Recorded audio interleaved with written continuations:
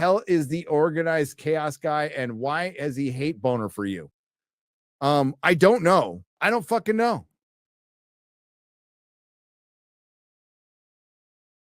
Steve Rogers is indeed Captain America, and Miles Morales is Miles Morales. This statement does not say that Sam Wilson isn't a Captain America. It doesn't say John Walker isn't a Captain America, or Isaiah Bradley, who was retconned as the first Captain America, isn't a Captain America. It doesn't say that Bucky Barnes isn't a Captain America. It just says Steve Rogers is Captain America. And the same goes with Miles Morales. He is indeed, again, Miles Morales. He's also a Spider-Man. I mean, it's him admitting what he's already admitted, but like much more boldly than he has before. Wow. This month, I've made $1,000 on Twitter. $1,000. And I know there's people out there stealing content like Ian Miles Chong, making a lot more.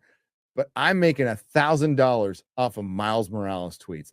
Shit I would do for free. That, for one, is America. That is capitalism. And it's fucking hilarious. And you can do it too. You can do it too. You can do Miles Morales tweets because they're like engagement gold. They're engagement crack. I used to sell toxic poison to kids to feed my habit and make money, and I went to jail. Now I sell toxic poison to kids to feed my habit and make money on YouTube. Holy fucking shit, dude. And you can make a couple bucks. Hey, you can make 15 bucks. That buys you a lunch somewhere. Not at McDonald's, not in California, but somewhere. How do you do, fellow kids? No, it is noteworthy how he refers to it as like dealing drugs. Their engagement crack. But yeah, no, I mean it's what we've always known, just him boldly admitting it, and yeah, at this point, it's just constantly getting the message out that he's doing it for the fucking engagement. Just the most I want people to do is screenshot it and say, "Don't reply directly to him. Do not." Well, I mean, I guess at least now we have that we can literally just make a clip where we're just like, "Hey." These guys exist in a space where their entire foundation is based on hating something the minute we get news or information about it. That means there's no reality where they won't continue to astroturf and be mad about stuff because it is their business model. Their pay pigs / fans want to pay them and be supportive of them for them to get on camera and scream and get upset about the thing. They want them to say the thing. They want them to be angry. This is their existence. They don't actually want Disney or Marvel or Lucas or any of these companies to change what they're doing because it would destroy their business model, and there is no financial incentive for them to be happy or excited about any of this stuff. They're all liars and grifters. They just want their pay pigs to put money in their bank accounts. That's their grift. Okay, because, I really dislike the fake geek thing and the poser nerd thing. That's not what we're about. We're about inclusiveness, and we want new people in. And if new people, spout off and make mistakes, hey, don't we all? Well, yeah, it's a very exciting time for Dennis. Home ownership is wonderful. The process is probably like, I don't know. No, I don't want to equate it to giving birth. That's disrespectful, though. It's like a bad movement. We'll just say it really is like a 45-day, especially that escrow. It's bad. Next subject. This is one near and dear to my heart. I am very happy about this, and I'd like to make some very early predictions. So, Lord of the Rings, we've talked about last podcast, is going into production at Amazon, and they have agreed to multiple seasons, which is good. They're going to like do a true adaptation. I was talking about this with John too about Harry Potter's next. I don't know if it'll be at Amazon, but Harry Potter's next. I'll be very excited to see that too, where you get a true adaptation and you get multiple seasons. Because Lord of the Rings is deep. It is so deep. I know Dennis isn't a fan of the movies. They're probably my favorite trilogy. They are my favorite movies. I watch them again and again. I love the hell out of them, and they skim the surface of that book. So, yeah, I'm super excited that Amazon's going to put the money behind this.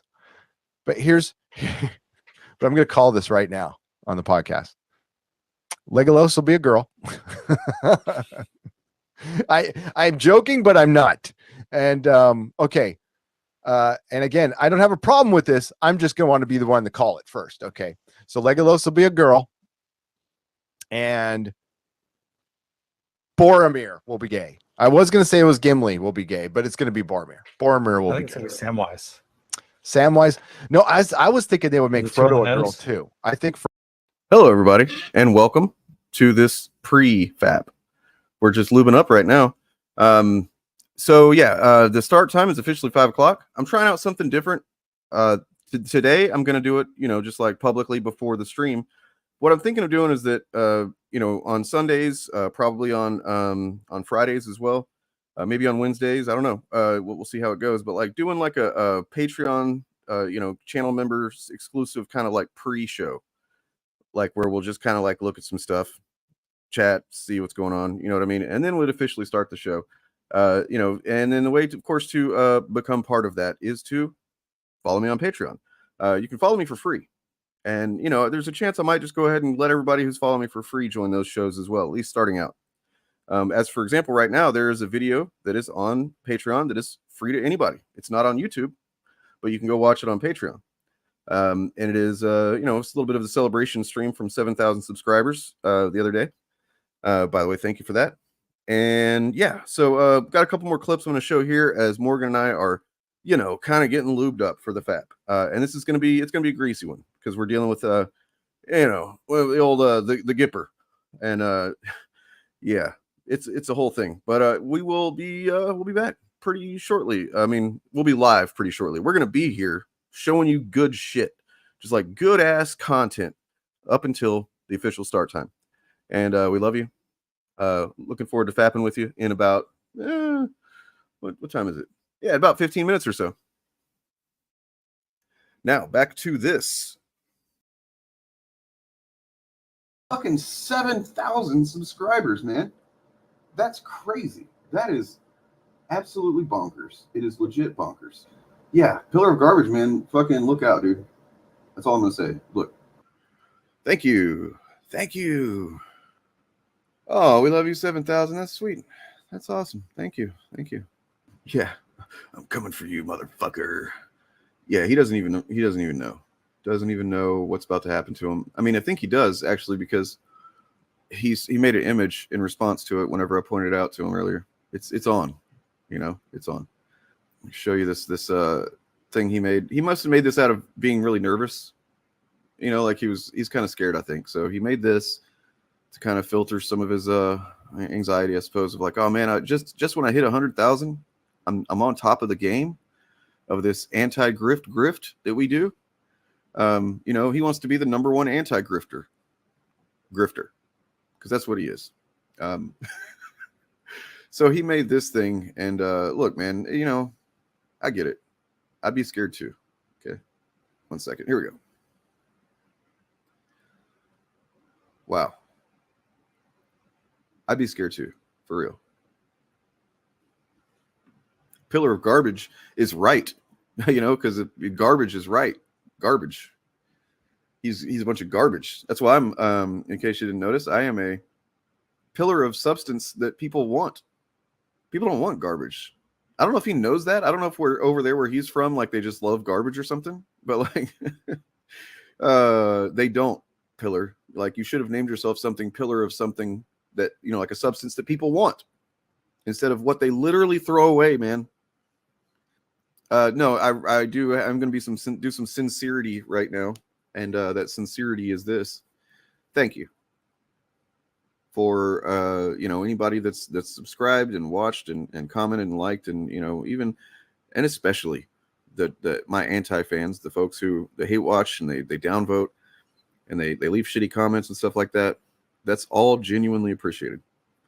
I literally would not be, at this humble milestone without the chuds. That's a good point. A mound of treasure.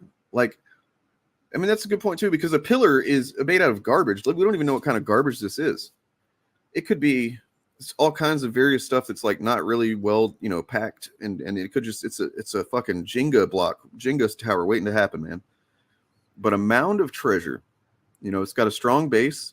You build the base out really, big, and then you just kind of like start mounding on top of it and all that treasure you got. And there you go. You got a mound. Like, I mean, of course, it's too late to change his name. And Even if he did, then it would be an admission that I am the superior YouTuber. But you know, he will never admit that. But we're gonna try and make him admit that. Okay. Anyway, cheers to you, Chuds. Yeah. No, unironically, I wish. There's probably been 6 or 7 times now whenever I've made sure to say this that I'm about to say. I can tell you that your engagement only helps me, and you'll still do it anyway. You'll still do it anyway. Chuds. You know, I mean, sure, maybe there's some of them that here and there have listened to me and gone, wait a second, maybe I shouldn't downvote this video and leave a shitty comment, you know? And then maybe they've learned from that and they moved on and they don't actually. But if they did, then that would be me winning anyway, because I have you know, convinced you of the fact, which it is a fact, that downvoting and shitty comments only serve to benefit the YouTube channel. That's it. Like moths to the flame. Yeah. The all-knowing trash heap. Yeah. Well, you know. He thinks of himself as all-knowing, but I think we know better. Like, I mean, look, I may have a few less subscribers than him, a couple, but when it comes to, you know what it is? You know what it is? I'm more attractive than him. You know, that might not be true, but we'll probably never know. But that's the only claim that I can really make right now, that I feel confident in, because there's no evidence to support or debunk that claim. So Riz, yeah, that's it. I got the Riz. It's not like Pillar does. I mean, what does he have that I don't? Besides, you know, he's got a couple more subscribers. You know, maybe fucking sexy voice, stupid sexy voice that's like really enjoyable and to listen to and to absorb information from too. But like, I've got listen, I'm fucking American, bitch. The hardest choices require the strongest will. I ain't no fucking pillar shiller, man. Fuck that. No, hell no. I object to being insulted from that podium. I am no Kool-Aid drinker. Pillar of Garbage has a bunch of subscribers, but what does that mean? What does that show? Okay, you the big bad booty daddy.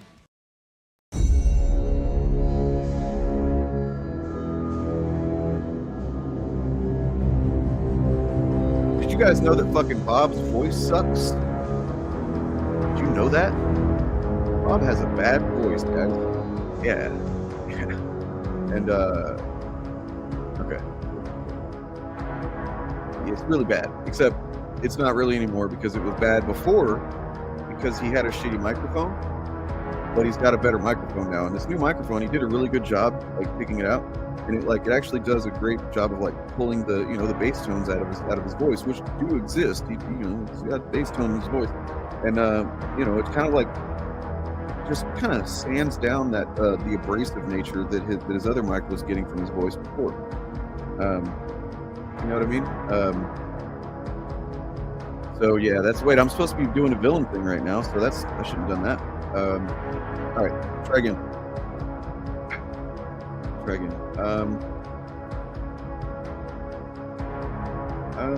Okay, yeah, look. Did you know this one time Bob was covering a fucking EFAP video or Mahler or whatever? You know what he did? This is the worst thing you can do as a YouTuber. This is just the worst. Okay? He went through the video looking for Mahler being a homophobe. Trying to find Mahler being a bigot. Just, man, how fucking disgusting is that? Like, why would you do that? Like, it's not like Mahler's never hurt a fly. He's just a apolitical centrist too. He doesn't, he's not hurt anybody. And then this SJW cuck over here said, because he's a shill too. That's another word they say. He tried to find him being a homophobe when it's like, dude, there's no reason for that. Except there literally was the few times that we have some, evidence of Mahler being a homophobe. So it's not completely crazy that, okay, I'm still learning how to be villainous, Please bear with me.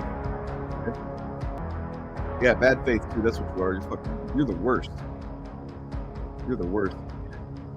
Yeah, and they never are. No, never.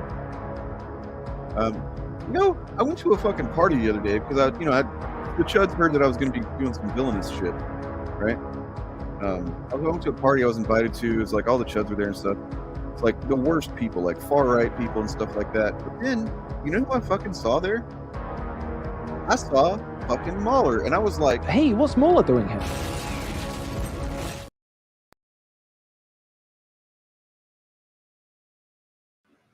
Think so? Well, I hope you're right, because what I think has really happened is this.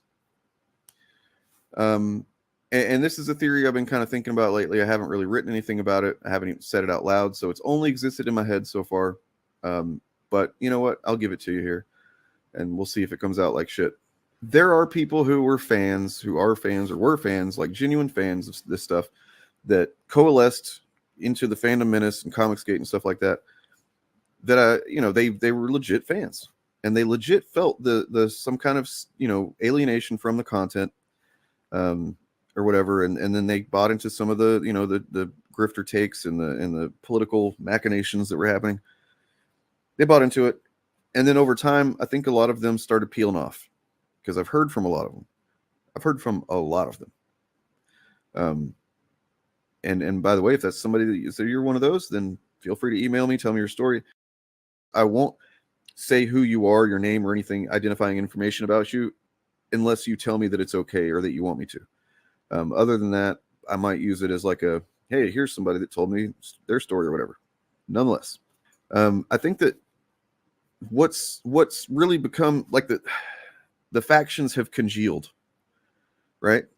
Factions being fan and anti-fan. And the fact is that the anti-fan crowd is by and large made up of people that aren't really fans, and maybe never were, not to any degree that a lot of us are. And I'm not trying to be gatekeeper, telling them not real fan. I'm saying their engagement level, the depth of their engagement, how much they really think about and put into and stuff like that.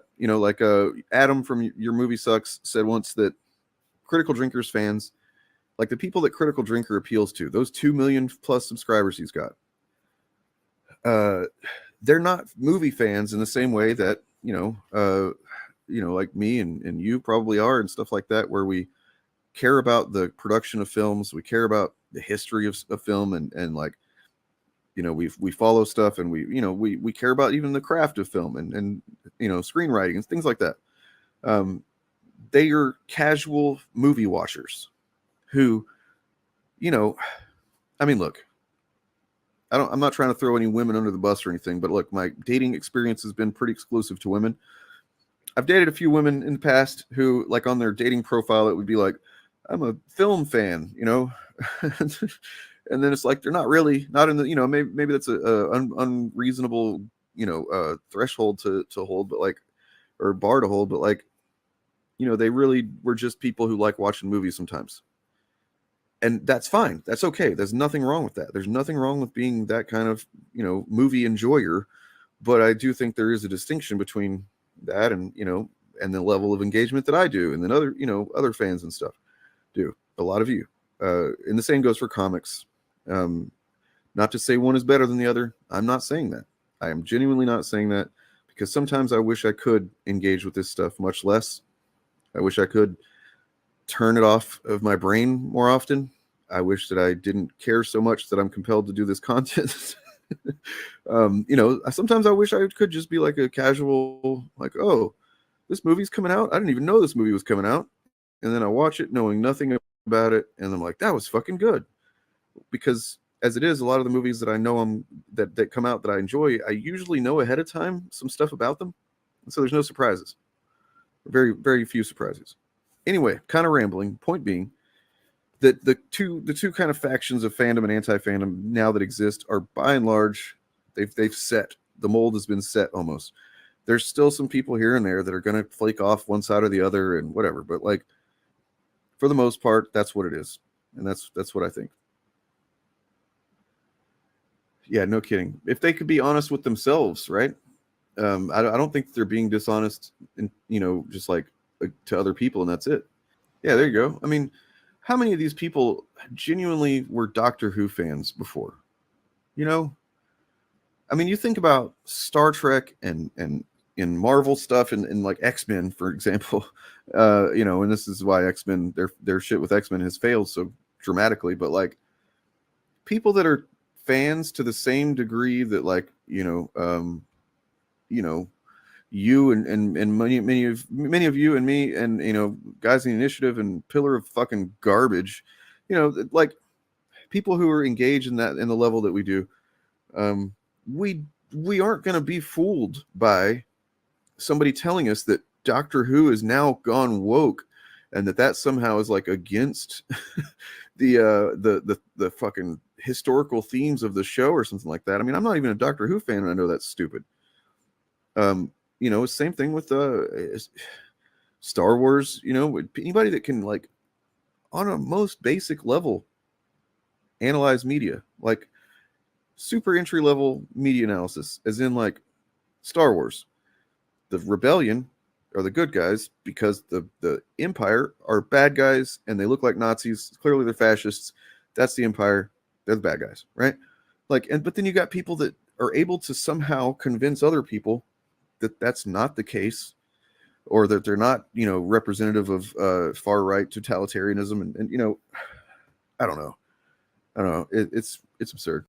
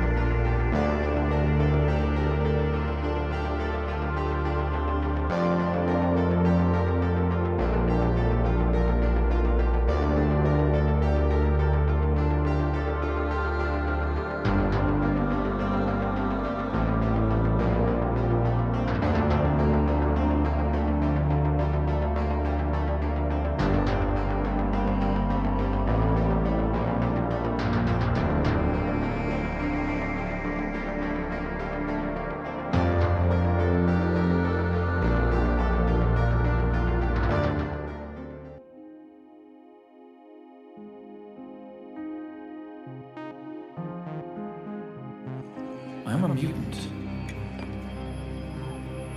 Telepathy, mind reader, likely can control them too. Bend their will. Not bad, not bad. Now you. Metal. It bends to my will.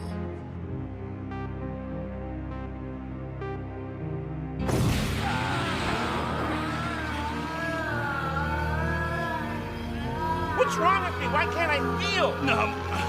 Is it gonna hit me now? It's gonna hit me soon, right? Yeah, I'm thinking I'm back. You're a traitor to your race. Major thing missing from all action movies these days, guys. Full penetration. Guys, we're gonna show full penetration, and we're gonna show a lot of it.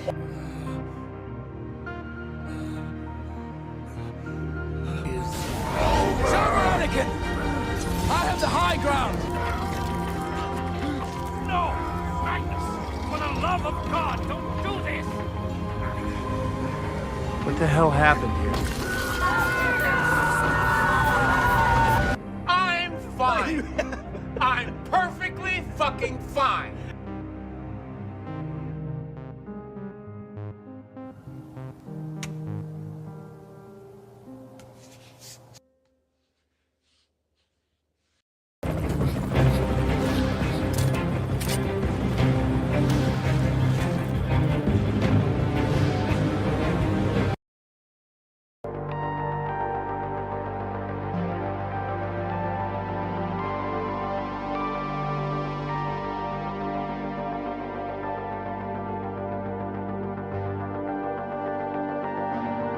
Somebody please think of the children! The only way that you can really stop this kind of thing is to arouse public opinion. It's very upsetting. It has a bad moral effect. Forced adversity.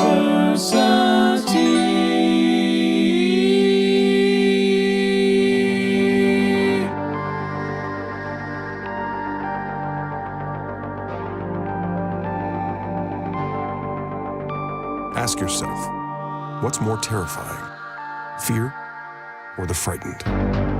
The facts of history and the aggressive impulses of an evil empire. Bad, B-A-D-D, bothered about Dungeons and Dragons. Up yours, woke moralists.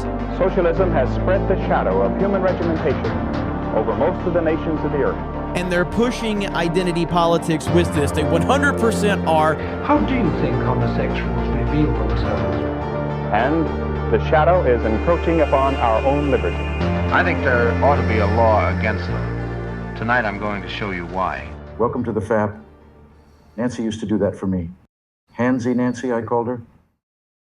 Hell yeah. Fuck yeah. Hey.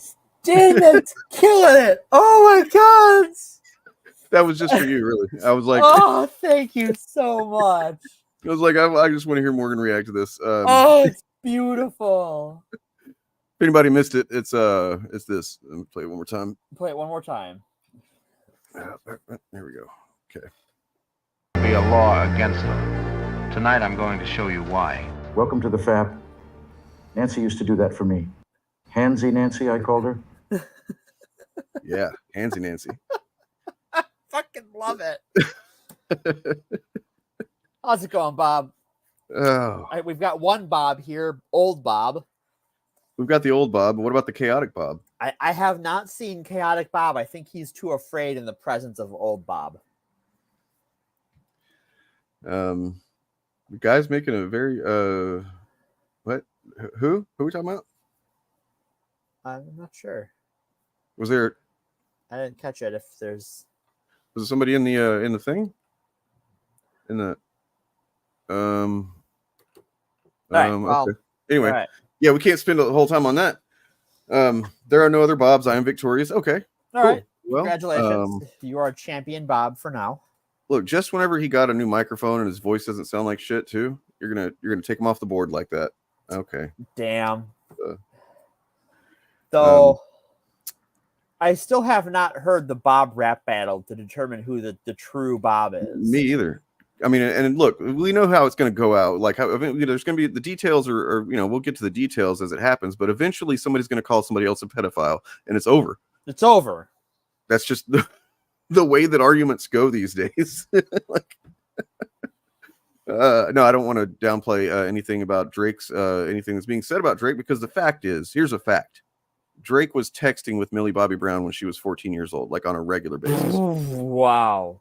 This is a fact. She's talked about it. It's just like it has happened. So, anything you tell me about it leaning in that direction of like stuff Drake has done, I'm inclined to like, okay, I'm open to evidence on that for sure. Because I've already, yeah. Nonetheless, once again, Kendrick Lamar won, but this is not a podcast about that. This is a podcast about forced adversity and about, people and movements and corporations and whatever it is, whatever entity that is going against in an organic fashion, like a kind of like, why are you doing this? This doesn't make any sense. You're like actually doing misinformation, and you're against this concept or these people or whatever it is. Look, we've got to find a better way to describe this podcast. Nonetheless, Ronald Reagan, man, like there's almost nobody more fucking prolific in being against cool shit than Ronald Reagan, right? He is in some ways FAP enemy number one. Though in his retirement now, he has become one of the world's greatest gender-neutral bathrooms. Yeah, I can bet. Yeah. People of Where's all... that bathroom located? Is that I have no... California, I think. Oh. Yeah. Okay. Fair enough. So, because to go back to the show's roots a little bit, because the first episode I hosted on this show was, of course, our Dungeons and Dragons episode. I thought, in the spirit of the satanic panic of the 80s, we would play a game the next few episodes of Reagans and Ray Guns. The hot new turd RPG. I didn't know this was. I just thought it was because the words sound similar, and so I was like, okay, I'll go with that. And I didn't know you had a game. I've got a little bit. But see, when you're gonna play a role-playing game, the first thing you have to do is make your character. Mm-hmm. And in the history of RPGs, there's a lot of ways to do that. But there's one method I have developed that I stole from someone smarter than me. The question's 3. You want to know 3 things about your character, and so we're going to learn over these 3 episodes 3 things about Reagan. Where did he come from? What did he love? And who did he hate? Oh, okay. That's pretty simple. I like that. Right. It's simple. It's easy. So I mean, I just wanted to say, I would stick around, Mr. Garrett, and maybe that will be challenged for sure. Tipper Gore was a specific kind of thing, but she was no Reagan. She was not putting up numbers the way that Reagan's still putting up numbers. Okay. Yeah. Like you don't have the Democratic Party adhering to the values and memories of Tipper Gore. True. On behalf of California, we're very sorry. Well, yeah, the Democratic Party is still having to appeal to people who think that that Reagan was he was a pretty good guy. He was, he's a Republican, but he was a good Republican. Well, and that comes to one of the key features of Ronald Reagan is that he is a shameless and incredibly skilled self-promoter. Oh yeah. Yep. So in getting to the where do you come from for Ronald Reagan, it's interesting in reading about his early life and his time before he got into politics, because it's very well documented. Ronald Reagan is a modern figure. He was born this century. Yeah. And he was, before he was in politics, he was an actor. He was the president of the Screen Actors Guild twice. Once in the 30s and once in the 50s. So theoretically, he knew exactly what the benefit and point of labor unions, and that they weren't actually a bad thing, and that actually, well, here's how much of a labor activist he was. And this is one of those things of this duality of Reagan, that his backstory is hard to parse out where he is. And I have a conclusion, I'll get to that, but he, the sort of the thing he was doing politically first is this labor organizing. He actually, when he was in college, he organized a student strike. Not something you expect from Ronald Reagan. Wow, yeah, no. In his time as the leader of the Screen Actors Guild, he's the reason that Screen Actors get royalties and residuals. So for those who don't know, people who work on guild productions will, if a show or a movie is aired on TV after it's done, they will get a check every so often for their share of it. And it's normally not a lot of money, but they get that money as sort of ongoing income. And the person who fought for that and created that system that still benefits and was still negotiated about last year during the actors' strike and the writers' strike was Ronald Reagan. But also, Ronald Reagan sold out a lot of people to the House Un-American Activities Committee. Yeah. Sold out a whole lot of actors. A whole lot. One of the ones he didn't sell out, we'll get to. He sold, but then, as president, he essentially killed unions. Yeah, he killed unions until the Biden administration. Until now, right? Labor unions have not been powerful at all, have not had any form of power since Reagan until the last couple of years. Yeah, Bob, I was curious about that comment as well. Someone said that he, it was unkindness of Raven, said he also told the truth about Social Security. I am curious about that, but we can table that for later. I've got your comment pinned. So, and if all we knew him for it was this, this B-movie actor, a union leader, he was an opponent of the KKK. He was in a radio production that was denouncing the KKK. He was a supporter, just like Superman, right? He was a supporter of Franklin Roosevelt. If he fell off the face of the earth in, the 40s, we would have thought, oh, what a good guy. Whatever happened to that guy? Yeah. Unfortunately, all of these dichotomies really boil down to one thing, and that more than anything else, Reagan doesn't have or didn't have anything he really believed in besides advancing the career of Ronald Reagan. That's it. That is the one motivating factor in his life, is that his stint of human decency ended when he realized that there was more money and power in right-wing politics. Yeah, it's a common thing that happens a lot, I think.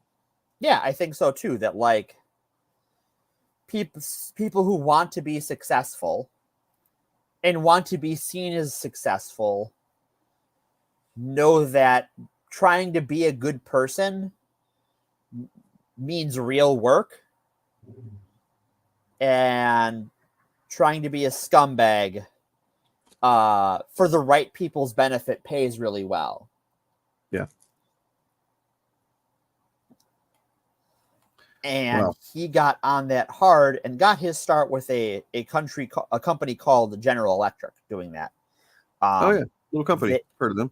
Yeah, a little company. A company I have some history with, but that is not for this show. And he was brought in to give pro free market speeches at company events. And what these have evolved into over time is a lot of places will have similar events. They'll have different names for them, but they are basically anti-union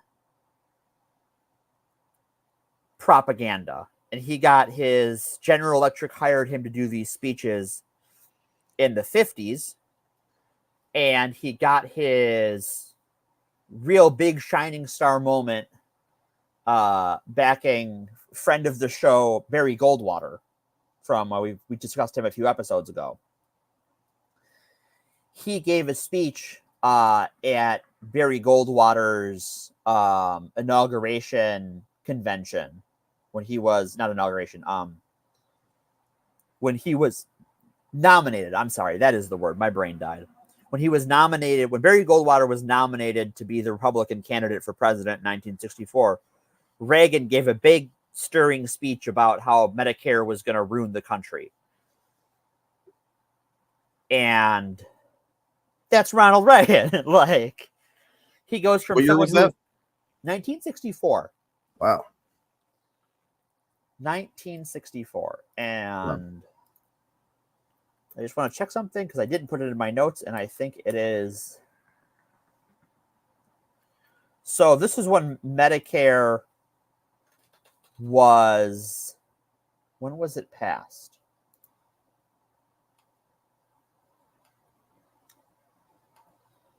'63 is when the bill passed.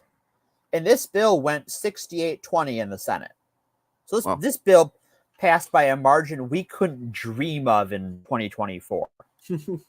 Nothing passes with that, with a 40 vote margin. And it was introduced, it became official in 65. But it passed the Senate in 63. So,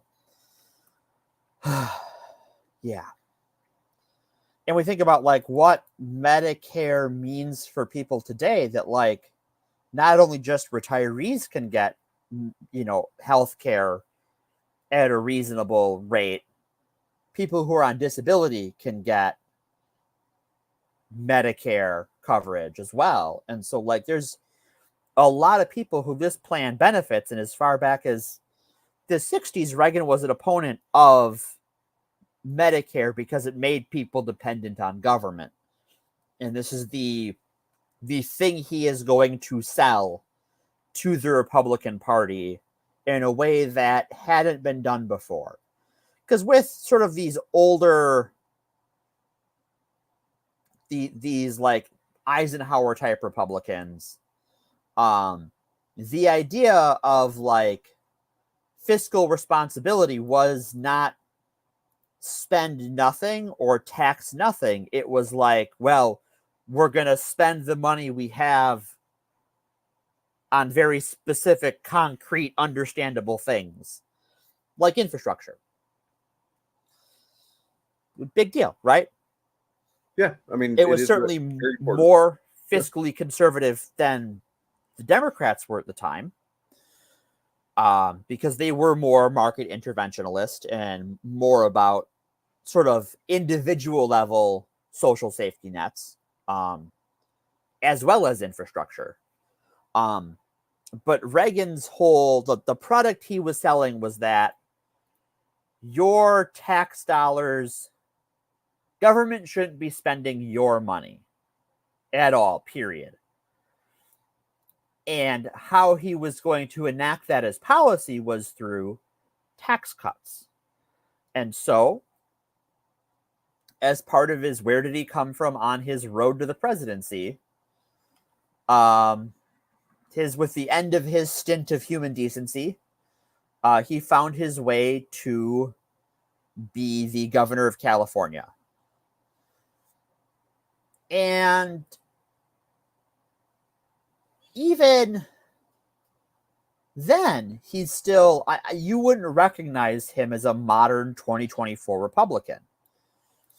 I think in some ways, as far as outcomes go, maybe not certainly not motivations, he would be almost to the left of like Obama in terms of how he actually governed. For instance, he pioneered American gun control laws. Right. Yeah. He is the reason in America we had gun control laws. But do you know why? Does anyone in chat want to guess why Reagan I have a pushed guess for gun control laws? Well, I'm going to give chat a minute to sort that out. Why did the Gipper go to bat for gun control? Was it the answer won't surprise you? Because it was certain people that he really didn't want to have guns? Well, it's very specific people, interestingly enough. Mm-hmm. No. Oh, Zach's got it. Zach Fletcher in chat. Zach, you get the no prize. So, in California, you had a thing in LA wherein armed members of the Black Panther Party would be armed in the presence of police officers. To intimidate them from doing what police do to black people. Yeah. Wow. And the police, they really didn't like this very much. Because they would like to beat people without being harassed themselves because they're big bullies. Yeah, there's like a consequence for their actions. Right. If somebody, you can't have that, right? Yeah. No, you can't have consequences for police. No, Liz Bobby, not his assassination, because this is 20 years before that guy gets very obsessed with Jodie Foster. It's so weird. You know what? However, whatever he was obsessed with back then, nowadays, he's out. He's out, and he's out. Life. Yeah. He couldn't get anybody to. Was it Hinckley? Is that his name? Yeah. He couldn't get anybody to fund his. He wanted to do like a concert. Apparently, he writes a lot of music, plays a lot of music and stuff, and he just wanted to do a concert. He's like not doing anything even like really controversial, as far as I can tell. He's he's got schizophrenia, and he's medicated with the medication we have in 2024 for schizophrenia, and it turns out that stuff's. Yeah, the Black Panthers did not fuck around. Right. And that is why we have American gun control laws. But you know, I wish the best for Hinckley. Hopefully he's not having too hard a time or anything, but I do wish that he was just a little bit better with his aim back then. That's all. Just a little bit. Oh no, how dare you say that? Somebody's going to say that eventually. They're going to say that. Well, they can say it. You mean I shouldn't say that a person like 40 years ago that had better aim and actually managed to kill the person that is now dead that died like 25 years ago? Like, what the fuck are you talking about? Get out of here. Right. The what if story. What if John Hinckley spent more time at the range? Right. Yeah. Yeah. So the Black Panthers used to follow around cops, as Bob is saying. They would follow them, and the cops did not appreciate being policed. And so that is why we have gun control. And here's another one that, like, especially in the year of our Dark Lord of the Sith, 2024, you would never see from a Republican two sort of related bills.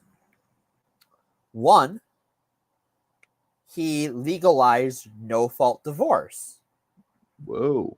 Which now they're actually trying, there's some of them trying to go against that. Right. Now. Some of them are very much against no-fault divorce. It's something that, like, I would not be surprised unless there's a radical realignment of the Republican Party away from the Nazi and tradcath elements of that party, that I think, given how this pipeline goes, in 3-4 years, that could be a mainstream or common platform of Republican politicians.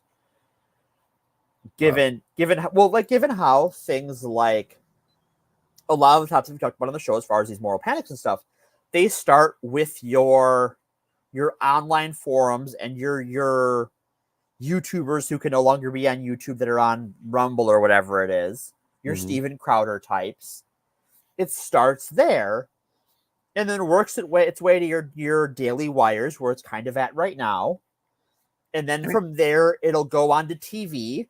And then I would say by the 2026 midterms, I imagine, unless something interesting happens soon, to the benefit of Americans, that this will be something that Republican politicians running for federal office will be talking about in 2 years. Look, I'm not saying it is this, but like it feels like, and I don't know, maybe this is completely wrong. It's just the vibe I get whenever I think about the no-fault divorce being not having no-fault divorce, rather. Like it's just how many steps away from that, from like indentured servitude is that? It just feels like it's kind of in the same camp. It is the same camp. Okay. Just making sure that I understood. It's one of those things that, like, depending on your state, because there's not federal divorce law that's all handled at the state level. Because it's a civil thing, right? It's an interpersonal contract between you and a person living in the same state. That's all marriage is, legally speaking. Yeah, and we have freedom, so why can't people, two adults, consent to this agreement that says that they can't get out of it? Well, to the surprise of no one listening to this podcast, I imagine, the party who has to shout about how free they are is protesting too much, and they don't want freedom. That they are anti-freedom. So, but not only did he make California the first state in the union to have no-fault divorce, he signed a bill legalizing abortions for reasons of the mental health of the mother.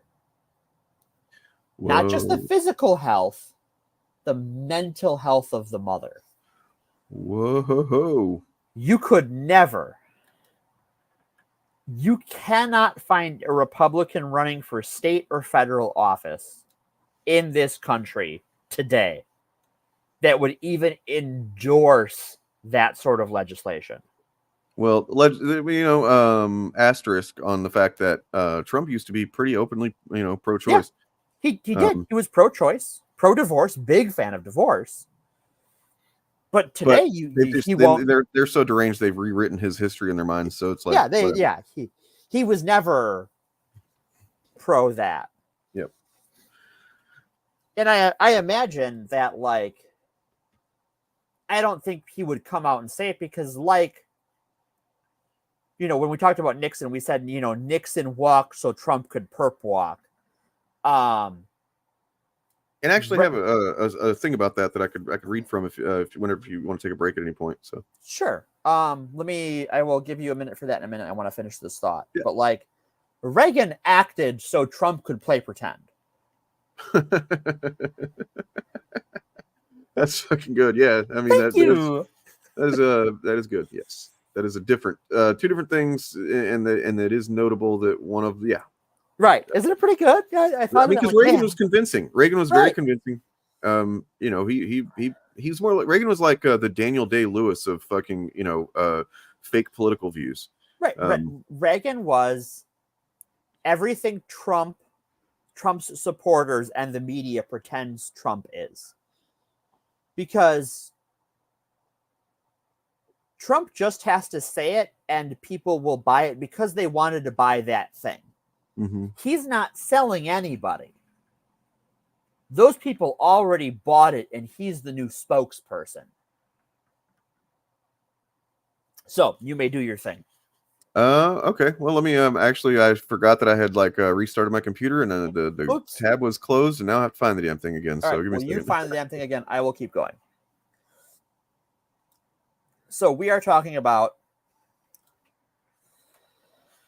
his policies. And about this time is when he really went hard into the anti-communism. Before this, in the 50s, even with HUAC, it was more about being pro-business and protecting American businesses than it was anti-communism for the rhetorical anti-communism. That God and country sort of stuff. Well, I have this a different thing that I've had this, honestly, I've had this video clip that I've got pulled up right now. It's a few minutes long. We don't have to watch the whole thing, obviously, but I've had it since the very first time, like whenever I was like, all right, we're doing this podcast, this Forced Diversity podcast. I'm going to go through and find a bunch of old propaganda video. Hit it. And then this is one of the ones. It's actually part of it's included in the intro, but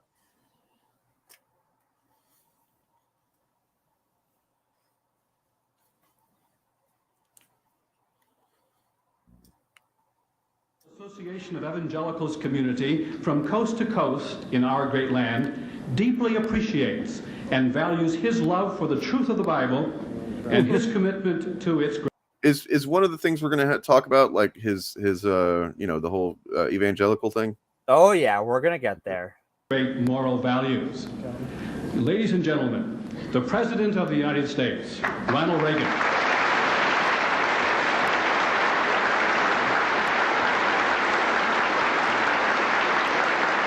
Thank you.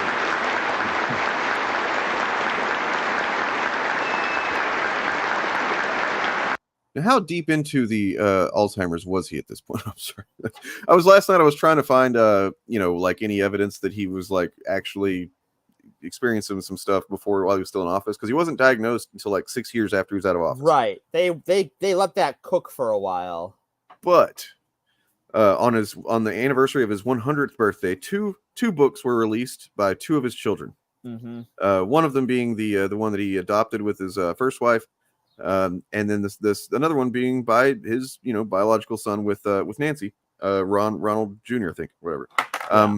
And the biological son, Ron Jr., his book was a bit more critical, shall we say? Yeah. Of course, he's the one that kind of put forward this. I mean, not the one, but he's the one that kind of like gave the people that already had the theory like some kind of okay, we can grab onto this. It might actually be true.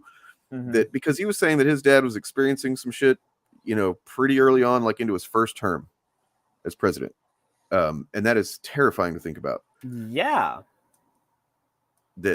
Is something wrong with chat? What's going on there? I don't know. I replied, but I haven't seen anything since. Chat, if you're there, sound off. Oh, okay.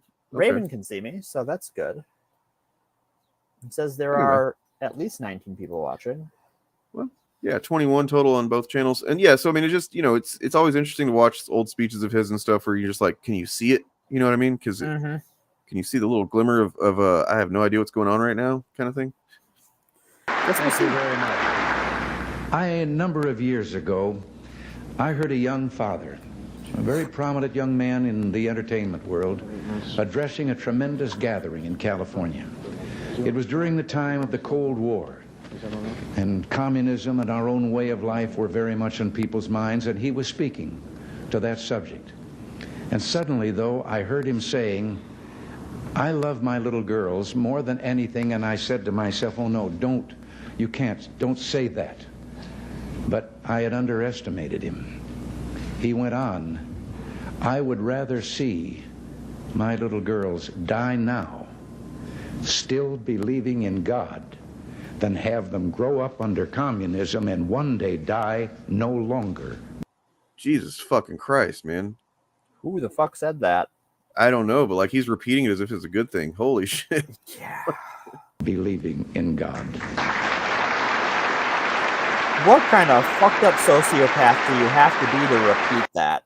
To And like then a room full of people are fucking, just like they're losing standing it. ovation kind of shit.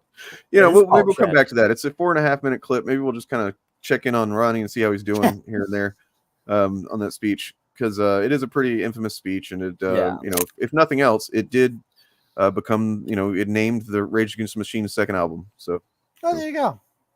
Evil Empire. Right. So the other thing was, there's a documentary on Showtime, came out in 2021, called The Reagans documentary series. Sure. 4-part series. And Trump, this article by The Intercept has some pretty choice little quotes from it that I wanted to say. Like, this is John Schwartz. He says, Trump is to Reagan like crack is to cocaine. Cheaper, faster acting, and less glamorous. But they're essentially the same thing. Yeah. That's fucking good. That's a good one. Basically the same shit. Let's see. So there are two words that are never spoken in Showtime's recent 4-part documentary, Donald Trump. But they don't need to be. The Reagan scrapes off the hagiographic goo that's been spackled over Ronald Reagan since he left office in 1989, revealing the obvious reality underneath. Reagan was Trump's progenitor, and Trump is Reagan's degenerate 21st century descendant. Like I said. Trump is to Reagan much like crack is to cocaine. Cheaper, faster acting, and less glamorous. Still, in their essence, they are the same thing. This would be common knowledge if the United States had any kind of historical memory, but we don't. We don't. Take Reagan's popularity while in office. Collection of perspectives on Reagan published by Stanford's Hoover Institution just after he left office referred to him as the most popular of our modern presidents. History.com tells us he was a popular 2-term president. Ronald Reagan Presidential Library and Museum reports that he consistently received very high approval ratings. This is all made up. Of the 13 presidents since World War II, Reagan has only the 6th highest average approval rating. Both George H.W. Bush, who was a 1-term president, and Bill Clinton, who was impeached, were more popular. Wow. So I did not know that George H.W. Bush was actually more popular. I would have, if you would have asked me, I would be wrong. Wow. Yep. That's wild. Especially, I think there might be some stuff that we can kind of guess that contributes to that, right? Like, I think people became more aware of the what's at stake maybe with Reagan, and so like you had a lot of people that previously might not have answered a poll like that at all. Sure. Who were just like, oh no, I don't like, I don't know. But whereas like with George H.W. Bush, just people, I mean, how do you end up with him as president unless people are just politically checked out? You know what I mean? I think people were. And I think that's, you had Ralph Nader, like, my whole extended family voted for Ralph Nader. Like, from my great-grandma on down, it's fucking Nader. That's pretty cute, though, actually. Everybody was like in unison. We're the Nader family. That's how it was. We're voting for Ralph Nader. And I'm like, oh, well, so you elected Bill Clinton. Good work. Not that Bill Clinton is a... I mean, could have been. Well, this is America. That's a feature, not a bug. Voter suppression plays a huge role. Huge role. Well, I think a lot of people voted for Nader for well-motivated reasons. motivated reasons that kind of start with Reagan, that Republicans kind of lost sight of in the Clinton years and in especially the Bush Jr. years, which will bring us to our next topic, is his fiscal policies as governor. So he ran on, he's sort of the one of the first successful politicians who ran on this like cut taxes platform. Mm-hmm. That the way we're going to fix things is cutting taxes. Yeah. Well, but, I mean, look, it's not like that's like had long-reaching, kind of like devastating consequences on the country in general or anything. So, but you know what he did as governor? You know what he actually did? What? He fucking raised taxes. Whoa. You know what he did as president? Well, I mean, look, you're going to try and tell me that he said he was going to cut taxes and then he raised them, but look, that would make him the only Republican that ever did that. Well, I mean, funny you should mention that. Let's bring it back to the future in the year of our Dark Lord of the Sith 2018. The Trump government and the Republican Congress and Senate passed a tax cut bill. Just a little one for the important people. Well, that's the thing. So that did a lot of things. It got rid of, unless you have a certain amount of them, they raised the amount of money you have to make or you have to spend before you can claim deductions. Huh. It also raised taxes. You may have noticed if you make less than like $500,000 a year, your tax returns every year keep shrinking. Yeah. Donald Trump raised your taxes. Mm-hmm. And the bill is a tax cut bill, but he raised your taxes. And he learned that play from Ronald Reagan. Once again, Reagan acted so Trump could play pretend. But he did cut taxes though in that bill. Sure, for some rich people. Right. Yeah. What's the cap? What's the threshold there that you got to make a certain amount and then then your taxes are cut pretty good? I forget the exact number, and because of this degrading change to it, like it changes every year. Yeah. It is the law is intentionally written in such a way that it is hard to explain. I think the tax system is like that. The tax system is like that, and that is a mix of both parties being lobbied by H&R Blockhead and their associates in the tax filing industry, which that it exists in this country is a crime against humanity. Yeah, that those companies are allowed to exist is a crime against humanity, and I am not being hyperbolic. The cost to file your taxes if you are an independent contractor is outrageous. Yes. If you don't want to spend hours and hours and hours and hours doing it yourself, and as an independent contractor, you are more likely to get audited, which is incredibly expensive and invasive and time consuming. I mean, this is just stupid bullshit you're saying right here. The first part is, like second part, whatever. That's really silly. Like we're not talking about socialism. What we're talking about is, the first part does relate to what we're talking about, but you're essentially just saying, all of the stuff you're saying about tax laws and tax cuts and everything like that, that doesn't matter. What matters is we need jobs in the working class of course we need jobs in the working class to make economic. Of fucking course we do. That's like the most fucking basic dumb thing that you could possibly say, and I don't know why you think you're contributing to the conversation by saying it, because of course we fucking do, but that doesn't give us anything that is helpful to talk about. So well, and it's what does no socialism mean? Like, what we've talked about this on the show before. What is socialism? Is this person saying that? I'm sorry, I might have misread that. Are you saying socialism is a crime against humanity? Or are you saying no socialism is a crime against humanity? I don't. Oh, okay. No socialism. Okay. All right. Well, you're entitled to be wrong.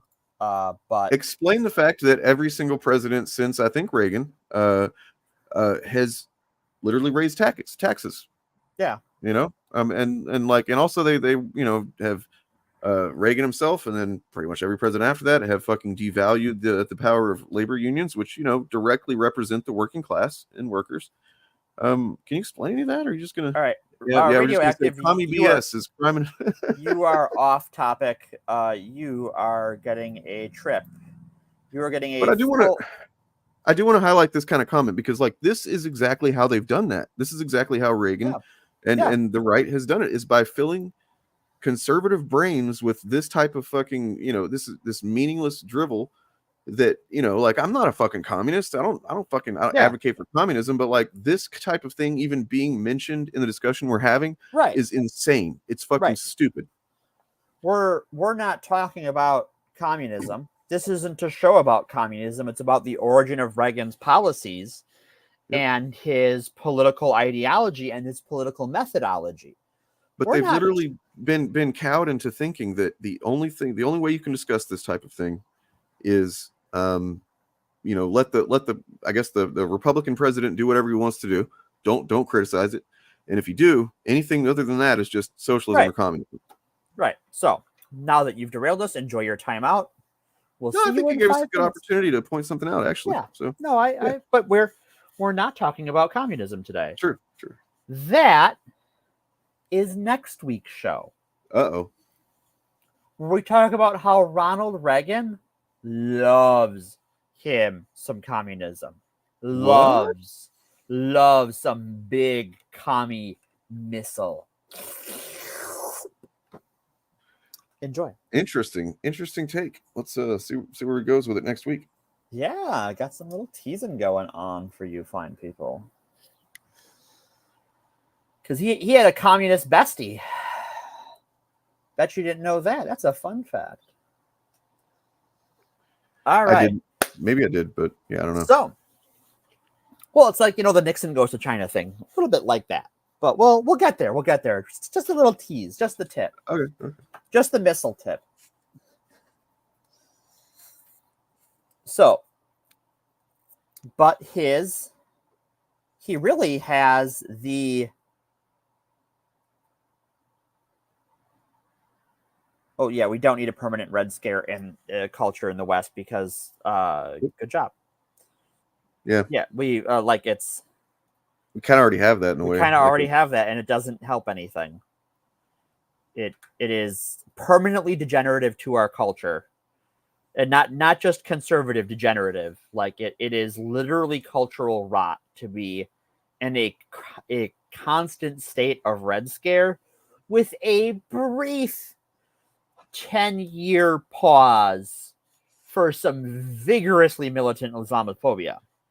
Right. Yeah, and let's revisit this again just real quick, because in case you missed it, like, I had underestimated him. He went on, I would rather see my little girls die now, still believing in God, than have them grow up under communism and one day die no longer believing in God. I mean, look, you got to give props for the fact that he masterfully weaved belief in God into that, as if like that is relevant to the discussion at all. I mean, it really isn't. But there's nothing about economics in there. Mm-hmm. No, but he's talking about economic systems. That's weird, right? What is weird? Well, except that, like, where this comes from is that there is a kernel of truth when we get to these moral panics. There's a thing that happened, and a thing that sort of still happens, but we'll get there. That you had in the early Soviet Union, you had the Communist Party, and the new government was militantly opposed to and worked to dismantle the Russian Orthodox Church. Yeah. Because that was a wealthy institution tied to the Tsars, right? The Tsars. Yeah. Exactly. Yeah. Right. But once Stalin cleaned house, Stalin kind of let them do whatever.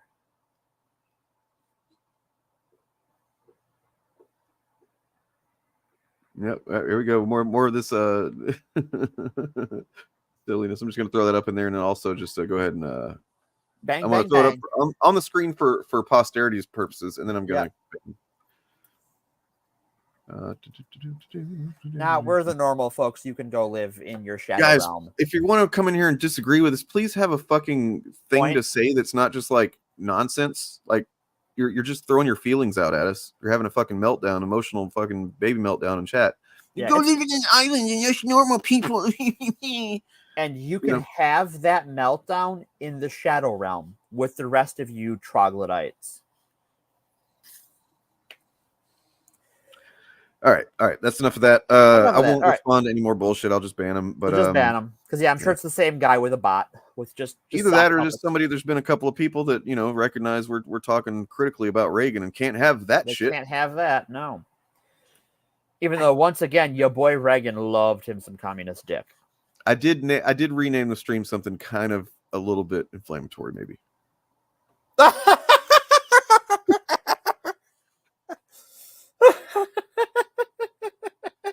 A little bit.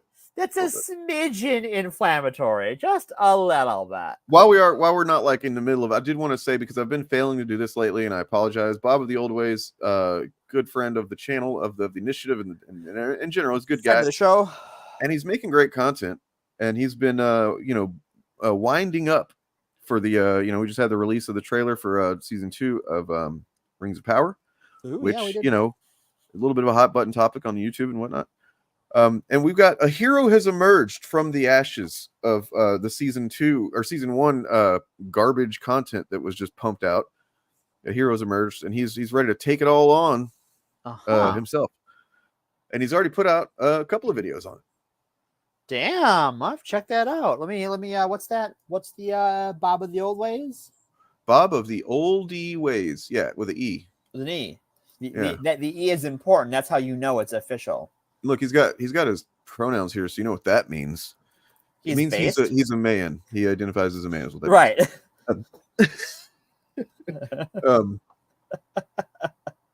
But yeah, he's just kind of getting started. His channel started up again. He's kind of doing a soft relaunch, putting out good stuff. Like this is a really good video about how Rings of Power actually honors Tolkien's Christian themes. And then a long overdue defense. And it's this here's the first part. There we go. There's no forced diversity or DEI. There is not. No, 100%. And then this new one from today is controversial. Can't be a Tolkien fan anymore. Wow. Yikes. We'll see what that's about, Bob. Now that I'm a soy man, not a soy baby. Hey, sir, I am a release candidate cuck. I made it out of beta testing, unlike you savages. That's actually a slur. I'm sorry. Got him. For those who don't know, savage, referring to a person as a savage is actually a slur. And yes, it's a savage for indigenous. It's a savage. Well, Morgan, you are a little flustered here. It is a slur for indigenous people. Oh yeah, I guess. See, I always thought of it whenever I have used it before. I would think of it as like someone from the distant past. Yeah. But I guess if there is a culture that exists today that is like very similar to that, then that's basically the same thing, right? That is considered to be like that. Like they have not progressed, even though it's just different. It just hasn't progressed the same way. Yeah. So that is my fault. My apologies. Man. Just whenever we're getting past the whole chunky monkey thing, here you come with this. Yeah, I'm sorry, folks. I'm so sorry. Anyways, all right. Whew, Reagan. Fuck that guy. Fuck that guy. But I bet he said words way worse than savage. Oh, Reagan said, I don't know that he was as slurtastic as Nixon. Yeah, I know the word originates before that, and I know what it means. Unfortunately, I learned how it was used and how people it was directed at feel when they hear it, and so I have tried to work it out of my vocabulary. Yeah, I mean, like the word savage existed before that for sure as like an adjective, but like using it as like you're calling a person that does take on different meaning. it's a thing for me to say this issue of the Savage Hulk was not very good or was amazing, and another to call someone that. Or to say that, like, dude, every single fucking track that Kendrick Lamar dropped on Drake got increasingly more fucking savage. Right. But, you know, then to be like, he is a savage. That's fucking, nope, don't do that. Right. Yeah, it's a context and a use case thing, but it's something that, because my dad used to refer to his children as that, and I just grew up not understanding, and then I was politely informed by some people of that community, just so you know. So all right. Anyways, Reagan. Is it? I hope not. I hope ice cream's not racist, because if it is, it's not welcome here. And I have some in my freezer. I need to go take care of it if that's the case. You have to get rid of that racism. Get that racism out of the house. Racism real quick out of my freezer. I'll be back. Anyway. Okay. Sorry. Moving on. Yeah. All right. So. But Reagan, throughout his career, both as governor and into his presidency, was very much a tax and spend politician. He ran on this low taxes, cut government spending, yada, yada, yada. But he fucking spent like a guy about to get killed by the mob in Vegas. Can I ask a question? And this kind of might derail too. I hope not. But sure. No, go ahead. How did they know at that point that they could get away with that? Right? How did they know that like they could sit up there and tell everybody that they're no, you know, we're not gonna we're not gonna spend a lot, we're not gonna blah blah blah. But then they just turn around and do the exact opposite. And how did they know that would not cost them politically? I don't think they did. I think this is how they learned that. Oh. I really think this is the hinge that, because I think, on the show we've talked about the Southern strategy a lot and how that was a hinge for the political landscape of America. This is a different hinge that American governance was changed. That this is the pivot point where a well-spoken actor was able to sell something but never had to deliver on it. And to this day, he's been dead for decades now. Well, when did he die? I think it's a decade and change. Yeah, it was 2003, I think. Let's take a peek. He died 2004. Oh, yeah, close. So, you know why I know? You know why I had an idea? Because I was actually, this is funny, I was actually in jail whenever he died. Wait, Dane, did you kill Ronald Reagan? I was already in jail. So okay. So you have an alibi. I know the guy that did, though. We shared a cell. No, I was it's like literally like I've been busted for some fucking like tiny little bit of weed back then. Sure, right. My options were either just pay a bunch of fines and be on probation for a year and a half or 2 years or whatever, or just go sit in jail for like a week and a half. Oh well, you're just gonna take a weekend. But I remember sitting in like we had like I took some classes while I was in there. Yeah.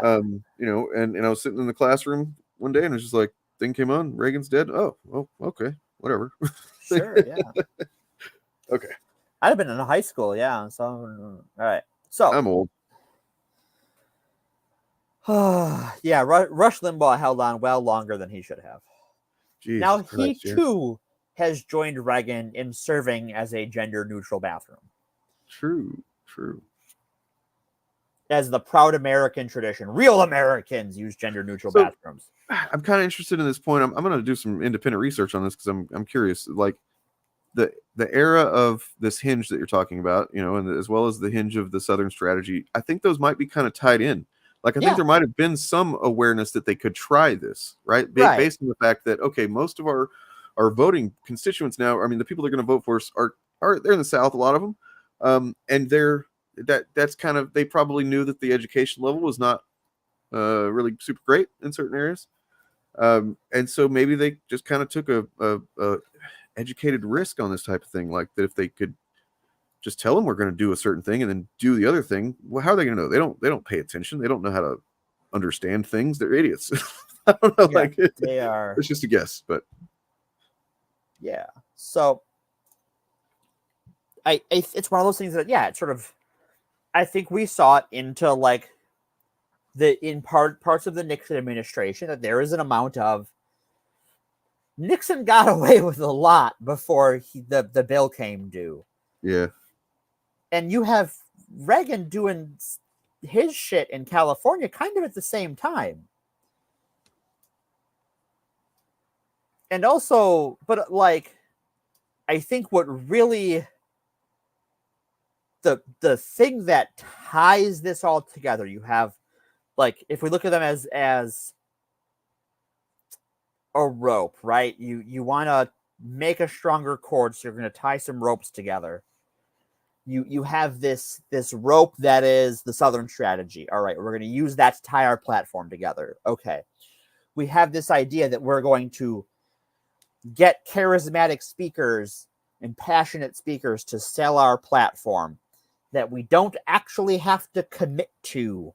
We don't actually have to have a strategy or a way to enact these as policies. We just have to tell them we want it. That's another rope. And the last rope that really ties it all together, and it's one of those things that, as governor, Reagan opposed. And as he moves towards national politics, as we saw in the speech clip earlier, he gets all the way in bed with. And that's the religious right. Because I'm going to say an unkind thing about religions. So if you're religious, clench, I guess. If you're religious, what are you doing watching this channel? You probably have heard me defend your religion several times now. Yeah, if you are religious, thank you for being here. But I have a take on religion I would like to share, and we can discuss that. That's totally cool. That if there is an institution or a group of institutions, well, we'll get there too, Ravens, that excels, that the thing it is best at is selling something it cannot show you. In fact, that it will not show you. It is religion. That's the whole thing. Now, that doesn't mean there's nothing good that comes out of religion, or that religions can't provide other benefits to people. Sure. But religions sell you something that you cannot see, you cannot touch, and they cannot tell you where it is. And that, I think, is why marrying the religious right into Republican politics really brings these three things together to create the modern right. Because now you have a group of people, and the religious right, more than the religious left, are not about doing things in the real world to benefit their community. That is the main split. If you look at the difference between what we consider the religious right and the religious left in America, is that doing good works, for some sects of Christianity, doing good works is not something you even have to worry about, because they're not a path to salvation. And in that sort of Christianity, all that matters is salvation. Southern Baptist, yeah. Right. I mean, I can say that because I was one, grew up in that. I'm a victim of it, damn it, so I can talk about it. Right. So you have that sort of mentality of, we don't have to do anything to be good Christians. We actually have to do less things. Being a good Christian, if you're a right-wing Christian, is very easy, because all you have to do is say you hate the right things. Because the thing that ruins your salvation is supporting things that aren't saved, like myself, for instance. Whereas if you are a Christian who believes you have to live a principled life that includes biblical teachings, like, for instance, love thy neighbor as thyself. And wait, that would mean that, like, you know how, like, I always eat and I make sure that I eat, and then I have that I should also make sure my neighbor eats. You know, if your neighbor hasn't, you know, they look like they could use some food. That's weird. I don't like it. I'm just kidding. Right. I'm just trying to imagine how, like, how they think about this stuff. It doesn't make any sense to me. But or that, you know, you should pray privately in your homes rather than putting on a big rock and roll production. Yeah. Of. Let's not even get started on the fucking the prosperity gospel. Mm-hmm. You know what I mean? Yeah, that's the whole thing. I would argue, Bob, that it wasn't a mistake, that it was intentionally designed to cause damage to humanity.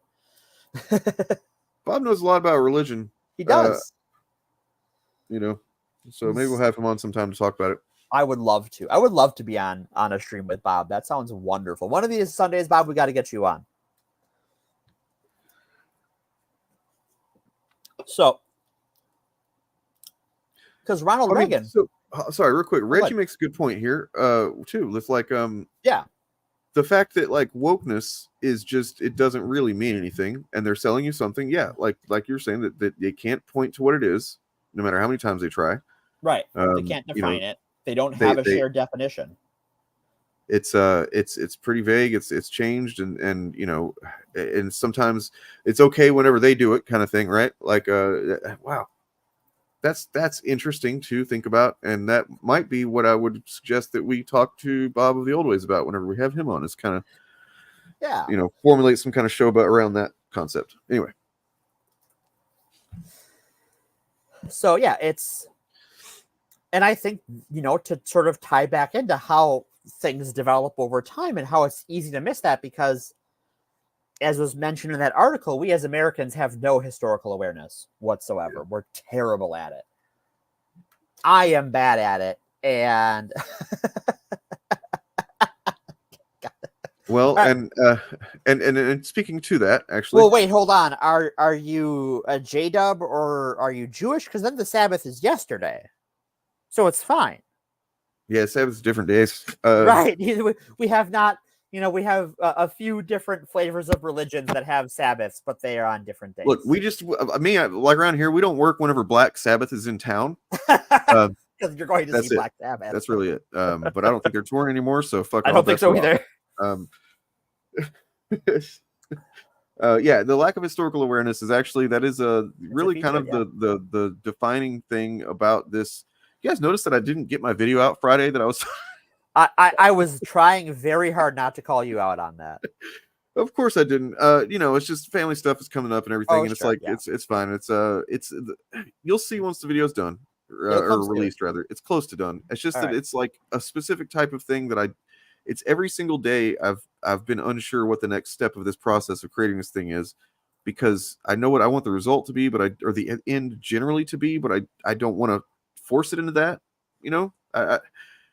Anyway, once it's out and people have seen it, I can talk more about it. I don't want to give it away, but ultimately the thing that it is about, it is lack of historical memory on the internet, lack of our memory, short-term memory when it comes to fandom and anti-fandom, and these narratives that just cycle, and like I just feel like so many people are forgetting sometimes. I mean, I know I do. There's like so much of this garbage coming out that, like, I forget that these guys have said this type of thing before or whatever, you know what I mean? And yeah, that's what I want this show to be about, is just kind of like addressing, kind of tying those memories to you know, those moments to each other, so that you can maybe see the pattern if you haven't see the record. Yeah. Anyway, so, but this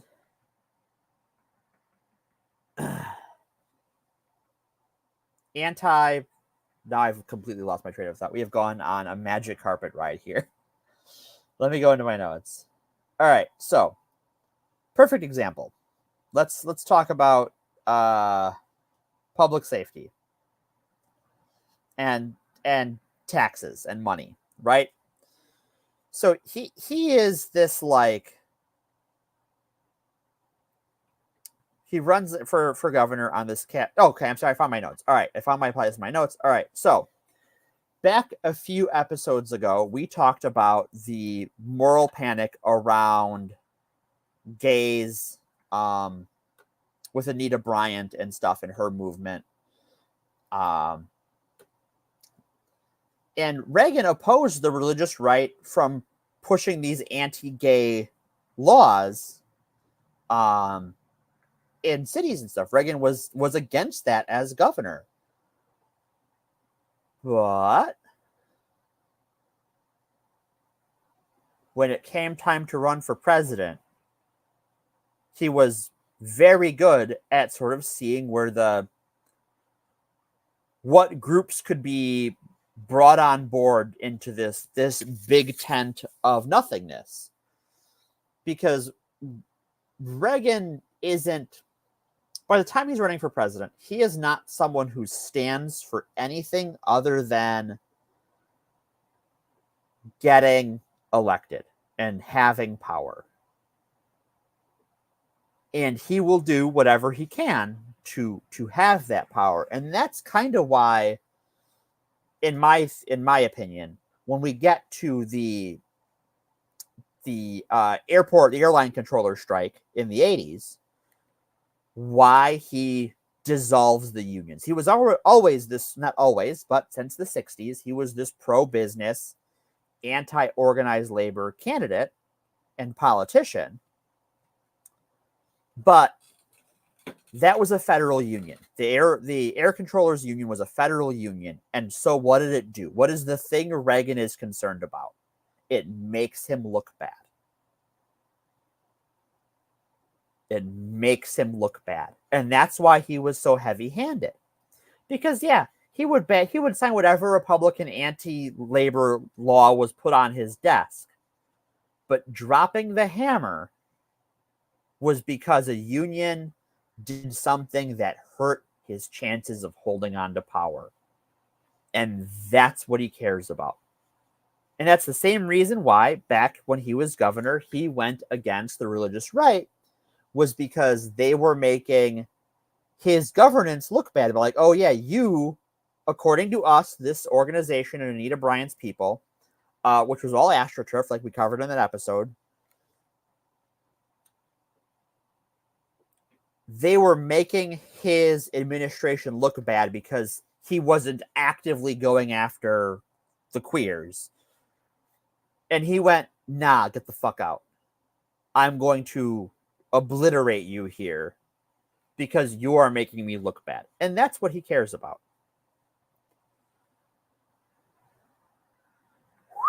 I mean, Oprah Winfrey, not a great person. Also, Mother Teresa, not a great person. Yeah, Mother Teresa is a big piece of shit. She had a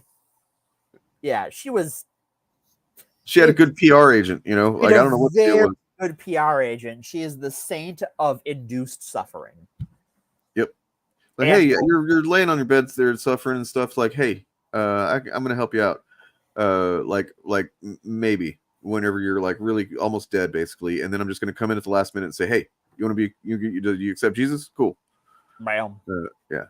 I don't know. I don't remember the details of what I remember reading some stuff like years and years ago and just being like, God damn. Yeah, I would never compare either of them to Hitler. But if you're saying Hitler is in heaven, I'm not sure why you hate Mother Teresa and Oprah Winfrey. Yeah. I mean, you know, when it comes to things like this, though, it's like, I don't know, who cares what who claims who's in, you know, I mean, I guess all that does is tell you the moral perception of the person saying it. You hate Indians and black people, but you like Nazis. Yeah. That's what that tells me, right? Is that like if that is a pastor's opinion, what does that tell me? Okay, you think Catholics, Indians, and black women are bad, especially black successful women. Because say what I will about Oprah, and I have some thoughts about Oprah. She's a successful black woman, and you can't deny that. It's just materially true. But if Hitler's in heaven, in your opinion, yeah, I hope there is no hell, for you will end up there. Look, I mean, yes, this is true, actually, and in fact, I got some bad news for you guys. Please don't feel bad for me, okay? This is just something that I have to accept. I'm gonna go to heaven. And yeah, I know it's heavy. When I was younger, I did, according to the Southern Baptist way of doing things, I accepted Jesus Christ as my Lord and Savior, and having done that, no matter what, You got the no fast matter pass, what I huh? do, I am going to heaven. Sweet. And so that's just the way they do things around there. Yeah. It doesn't matter what I do. I mean, like, literally, I could say and have said some really fucked up stuff about Jesus himself, and then said, pretty decent things about, like, hey, that Satan guy sounds pretty based. Doesn't matter. I'm going to heaven. Congrats. Can you imagine? I mean, not even can you imagine. Just imagine that's what it is. That's what exists, is a system of belief that a lot of people are fucking subscribe to, that literally what you do, how you see the world, how you treat people, none of that really matters. All that matters is that you say the right magic words. Right. That's it. Well, and that, and this goes back to it, what the religious right, how it goes from that into the modern religious right, which is coming about in this time, is that not only are you auto-saved, the only threat to that saved state is if you support people we hate. Yeah. That's it. That's it, right? You don't have to do anything good, but you have to hate the right people. And Reagan's a very good actor, and therefore very good at putting on a show of how much he hates the right people. And to be fair, I think it's one of those things that we are in these episodes, in our 3-parter here. I am never going to say whether or not he was a homophobe or a racist, because I do not know, and it does not matter. Nope, doesn't matter. Because his policies hurt people. That is materially provable. The one thing I will say is what I have said before, that the thing Reagan will attack with the most ferocity is the things that threaten his grasp on power, because that is a pattern of behavior. And that is something that has been kind of passed down and practiced by the GOP in generally. Yeah, is their MO, right? Is that they aren't, and this is one of those things that, they talk about public safety and what we call public safety. When I say public safety, Dane, what do you think I mean? Or rather, when you think of public safety, what does that mean in your mind? Oh, great many things. What should that be? What should that be? Everything that falls under the umbrella in my mind would be, obviously the first thing that comes to mind is because it's the thing that's so closely tied to it, is driving in and around anywhere. So driving rules, but then also things like health and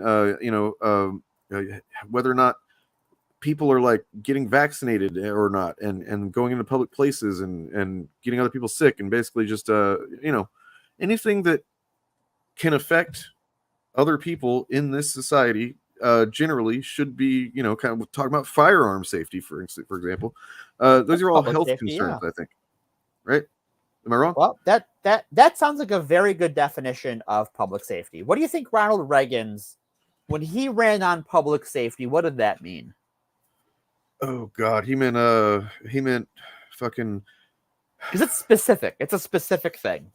He meant the drugs thing, didn't he? No. This is running for, I should specify.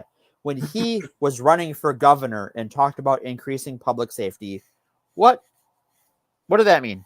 Oh, that was the guns thing, right? No, that's different. No. Okay. Well, I genuinely don't know. All right. See, we're talking about the late 60s, early 70s to put us on a calendar. And that means Vietnam War protests.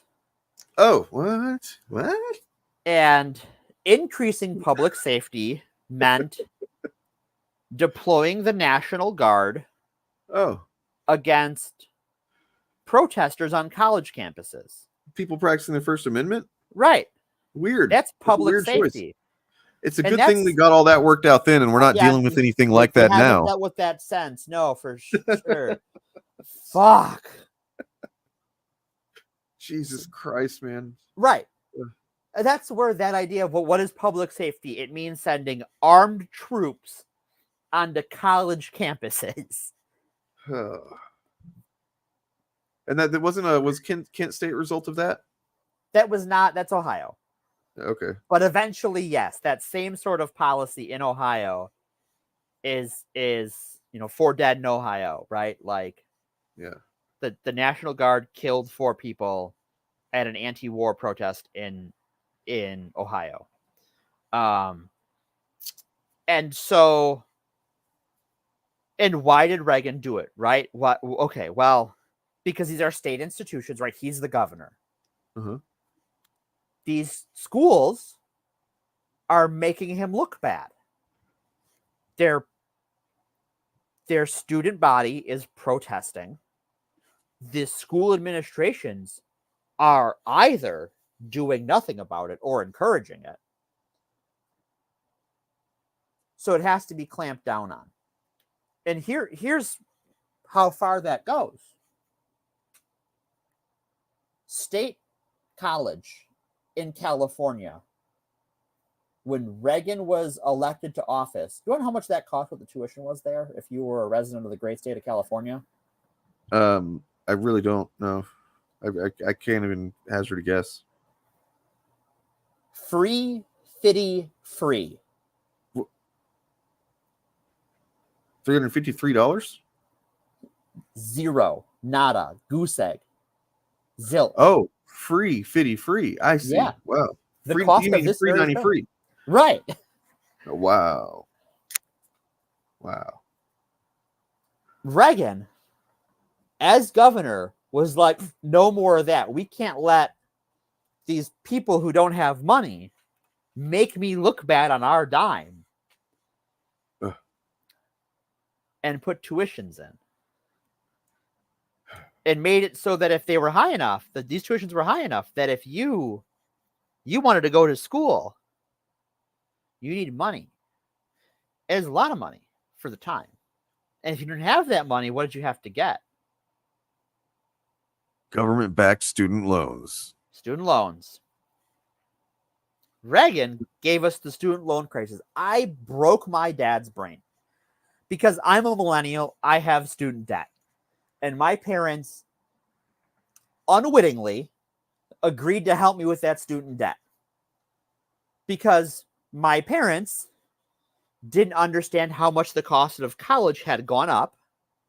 And I was 17 when I was not an adult when I signed for my student loans. Think of how many other contracts do we hold children to in this country? Not many. I mean, there's the military one, I guess, is the other one. Right? That's the other one. But I mean, yeah, like you literally, your parents, poor parents, because like, you were just a naive kid. They were naive adults who, up until probably that point in their lives, they didn't think that the government would, was capable of doing something. If you're just doing something purely good, like going for an education, what are they going to do? They're going to do some kind of predatory loans on you? No, of course not. They're the government. Right. That's so. Well, yeah. Like my mom had student loans, but she went to school in the 80s when this system was new. And when state tuitions were just starting to creep up. Because that was when they instituted these policies, and it's sort of a slow roll, right? And it takes time to build up. Yeah. Wow. And so they didn't understand. And my dad, I broke his brain because my dad was a proud Reagan voter. He turned 18 when Reagan was running for office the first time. And like my family was a proud Nader family, they were a proud Reagan family. That's the summary. That's the summary right there. That's the summary right there. That is exactly what happened, and we are seeing it again. I told you we were going to get back to the Democrats. I told you. So, but to keep it going with my dad, I'm using my dad as an example. Sorry, Dad, I love you. And I'll be right back. I'm just gonna let you go on. I gotta do a thing. I'll be right back. I'm gonna get on my soapbox. So, my father, when I said, "Oh yeah, do you know Like, we're talking about the student loans because he has helped me pay them to great expense to himself. Maybe not great, but not insignificant. Not that it was a burden on his resources and his well-being. And I am legitimately, like, have been in tears. This is a little personal, but like, I was suicidal for a time, and that I had needed extra help with that from him was part of that time of my life. And he knows that. Not all, yeah, Bob's right. Not all college was free at the time, but it was a lot more affordable for what wages were at the time. It's insane. Right. That is, you got it in one, Sketchy. But so telling my dad that, like, because I said, oh yeah, this all came about because of like the student loan industry, and tell him the origin of that. And he thought in his brain of brains, and my dad isn't a dumb guy. He's smart, like all smart people. He is smart in his area of expertise. And in that area of expertise, he is incredibly smart. I will call him when my work involves something he knows about, and he can give me remarkably useful information, because it's not my area of expertise, it's his. He can explain it to me in a way that it is useful. But telling him that the president he has spent his adult life being proud he voted for, that this person is the reason why these bad things happened to him, physically hurt him. Like, he did not know how to process that information, and looked like pained in his face. And it took him a while to come to grips with that like, this person he saw as like the last good president, like, fucked up the life of his family. And we're white. We're probably lower middle class. But we're not the target of Reagan's more extreme policies that we'll get to in the next couple of episodes. But this is who Reagan is. Reagan is, or was, so vindictive that he will hurt anyone who makes him look bad. And unlike Nixon, who is very much a revenge-oriented politician, the thing about Reagan is he was fucking good at it. Because Reagan could sell it as a good thing. He could sell it as a positive. We're not going after the colleges. We're instituting public safety. We're reforming education. We're giving tax cuts. We're going to control spending.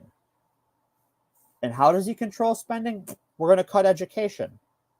We're going to change how federal funds are given to schools, so it's block grants, so we can give to my allies more and with less restrictions than my enemies.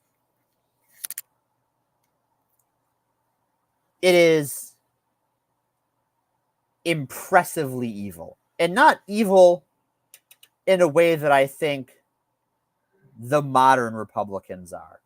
Because I think that at this point, that these groups that Reagan tied together back in 1980 with the religious right and this, like, selling America on these awful policies, all those things,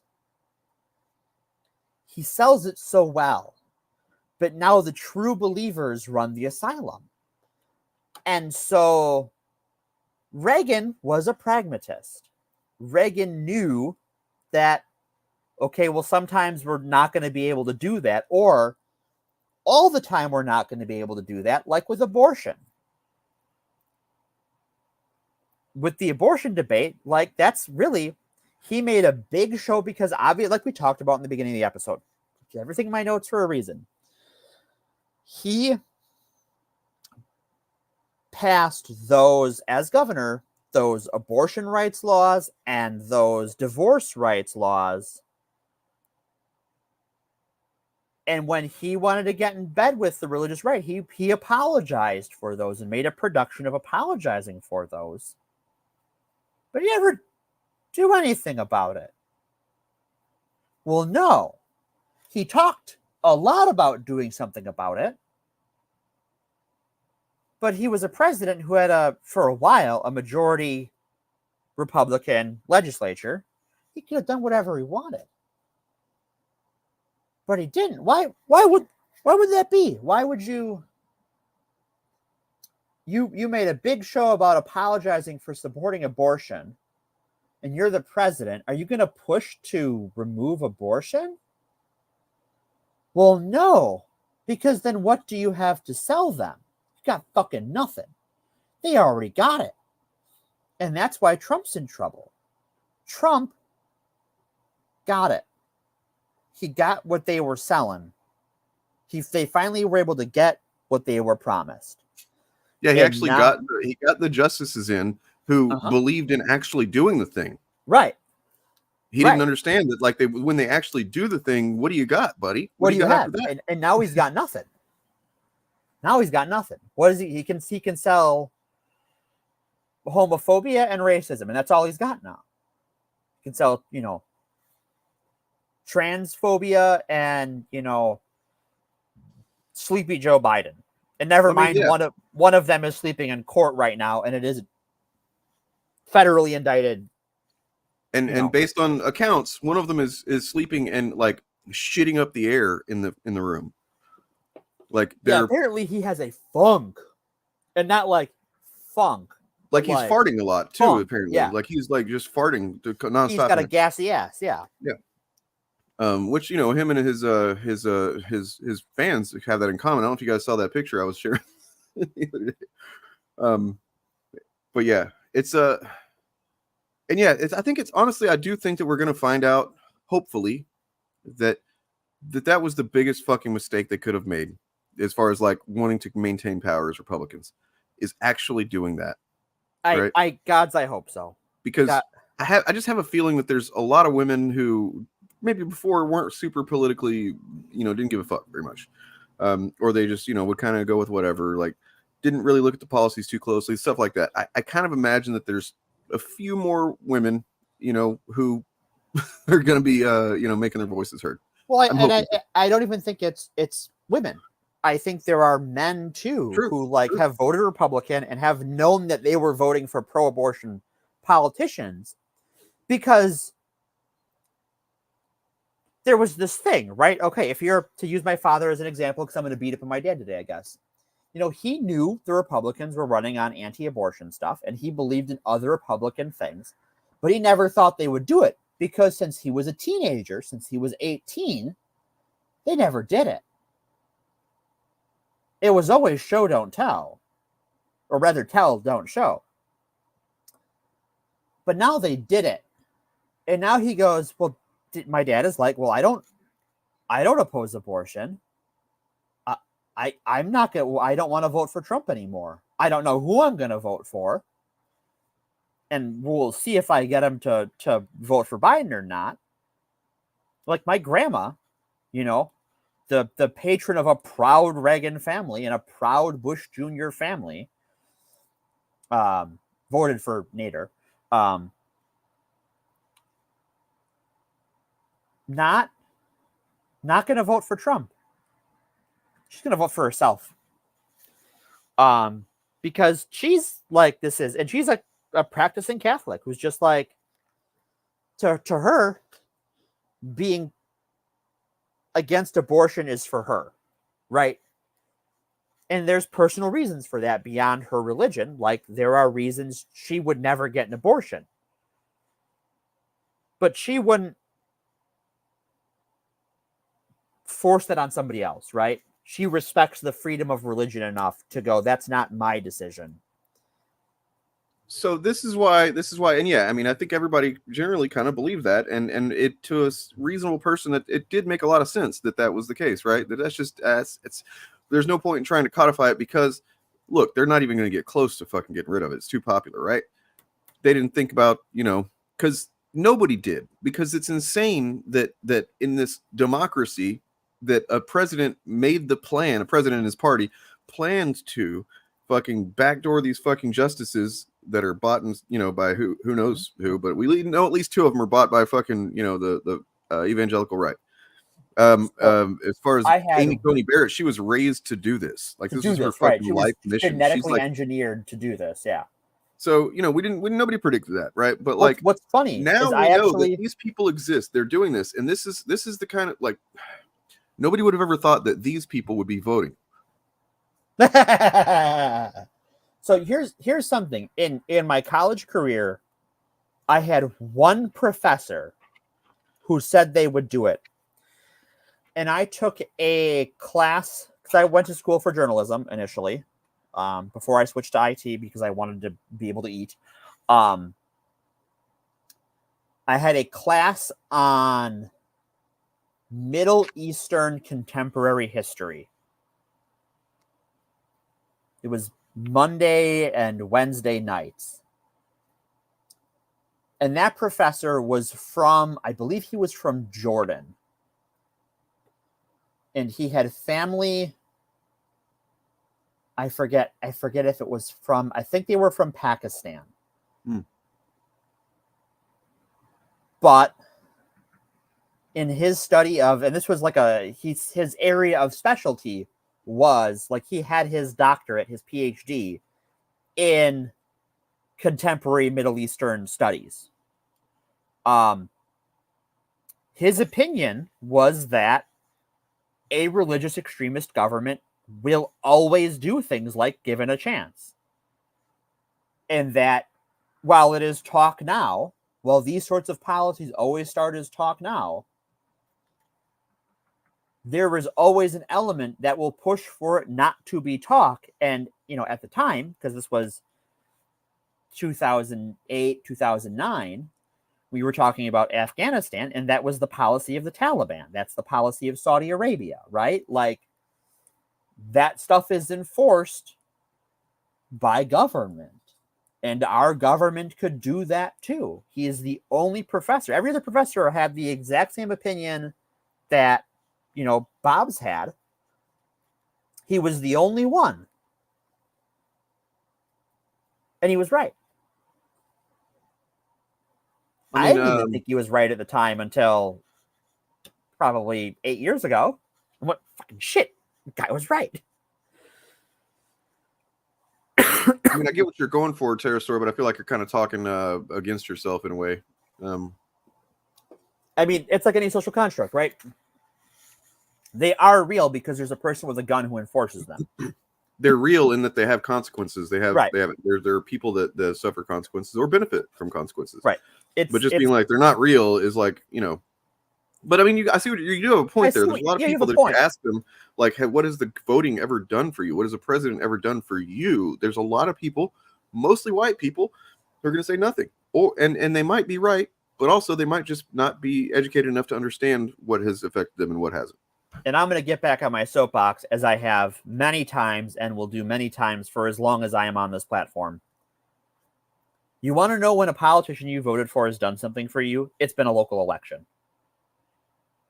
Your local elections. Hey, do you like when your garbage is picked up? Do you like how often your garbage is picked up? Do you like how well maintained your plumbing is, how your sewer systems are, that your streets back up in the rain? Do you like the books that are available at your public library? Also support your public library. Do you know if it costs you money to get a library card? That's local. That stuff affects your day-to-day, and you never even notice because it's so normal. But that stuff, that is where you start. And the right knows it. You look at what the right wing is doing to school boards around the country. They know that local elections matter.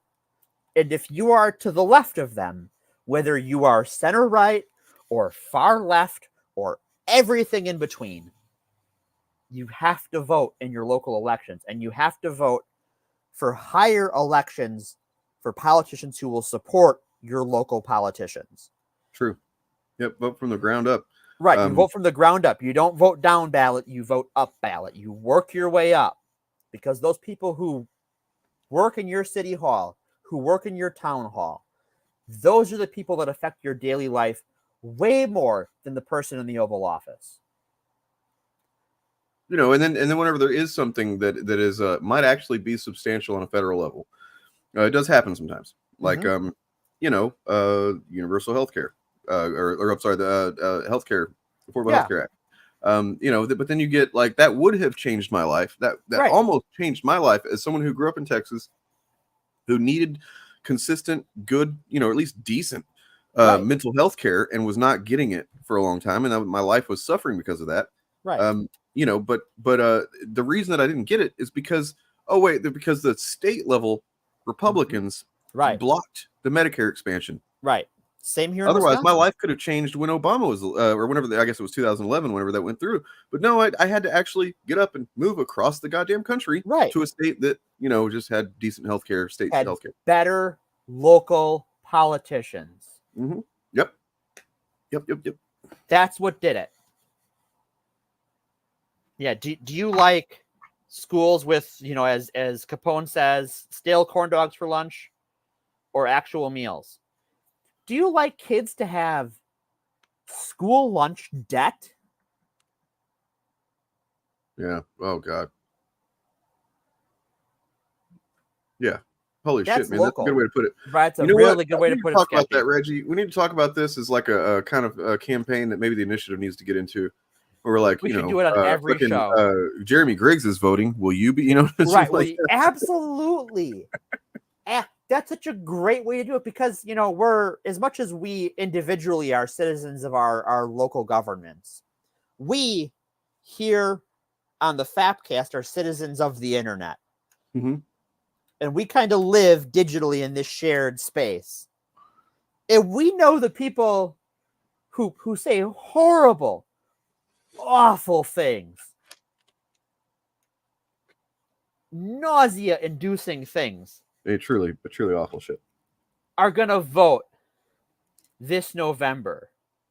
So if you, as a citizen, a proud citizen of the FAP nation, can you do any less than them? I think you can do better than. Not only do I think that you all can vote, I think you can find a person in your life, a partner, a friend, a family member. I think that not only can you go vote, you can get one person to go with you that's on the fence.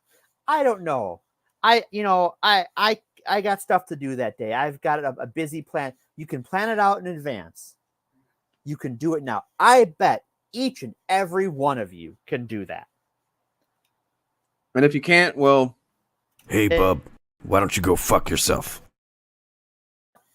If you are, for instance, a person in this country whose vote is disenfranchised, then maybe you can't. And then you don't have to fuck yourself because your vote's being disenfranchised. And we genuinely need to do that. Or if you're not in America, right? You know what, though? Charlie Kirk, I've been liking him lately. I'll be honest. You know, not his policies or anything like any of that. No, but like he's been refreshingly honest with like the state of the Trump campaign. It's been pretty cool. What? Oh yeah, he's like, dude, fucking Biden's got his campaign machine is up and rolling. They got a office open in like several offices in each state, blah, blah, blah. And he's like, Trump does it. We're falling behind. He's just like, do you know why that is? The panic alarm a bit for Trump's campaign. I think he's onto something. You know why that is? And this is why, you know, his people, including at the Supreme Court level, are gumming up the courts, is because these trials are fucking expensive. And do you know who's paying for these trials? You want to know who's paying for these trials? Really? At the end of the day? Is it? No. No. It's your crazy uncle. You've got an uncle right now who's a big Trump supporter. I'm sure some of you do. I know I do. That guy who's making $40,000 a year as a mechanic in the state of Arkansas. You know, he made a donation to Trump back in 2016 that the Trump campaign has kept taking every month for the last 8 years. He is paying for Trump's legal fees. Older people whose church tell them against the law that they need to vote for Donald Trump, and they're living on Social Security. Those people are paying for Trump's legal fees. because all the money going into the federal GOP and all of Trump's PACs right now are going to pay for his lawyers and his co-defendants' lawyers. And now one of his relatives is running the National Republican Party, the RNC, the Republican National Committee. And she is just there to turn that into a sieve so that Trump gets his first.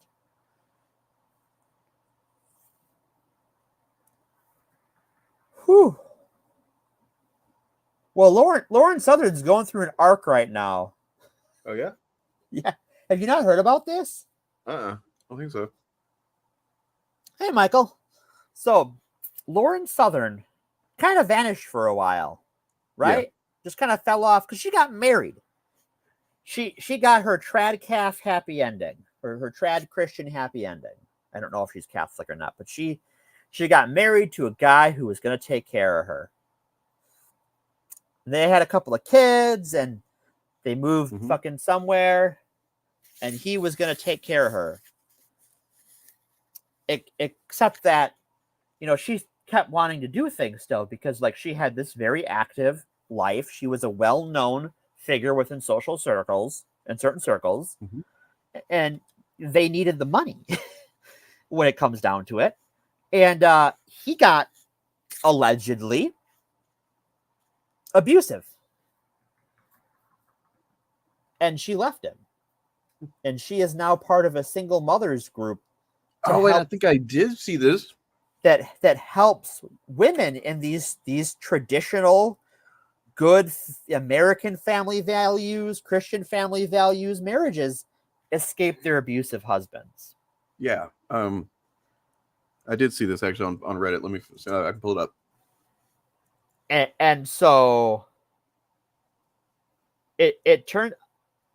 I mean, no, she is a huge piece of garbage. She literally was on a boat interdicting refugees in the Mediterranean Sea. She is Hold human on, Reggie. debris. What the fuck are you talking about? We're being nice. What are you talking about? We're having empathy for a human being that exists. I mean, we don't change our values based on somebody being a piece of shit like that. We don't be like, oh, she fucking deserved to get beaten or whatever. Like, no. Sorry, man. I'm just got a little. She is, and here's how I look at it. Like, she has removed 2 children from an abusive household. I am happy for those kids. Whatever happens to her, I don't really care. On the Wayback Machine, the good old Wayback Machine. Huh? The good old Wayback Machine. Yeah. So on this was 12 days ago. The r/ leopards ate my face. Yep. Because the leopards, they ate her face. And it is. I am glad she has realized this, but any good she does learning for it will never make up for the evil that she has done. But I hope she keeps doing it anyways, because it might actually help someone for once. Yeah, is she gonna rest? Like, I need to look into this. I really don't know what she said exactly about it, but like, is she gonna rest at this position where she's just like, oh, the right needs to get better about treating women better, or is it just gonna be like, no, actually, everything that I see is now disgusting, and I reject all of it? Will she go that far? Probably not.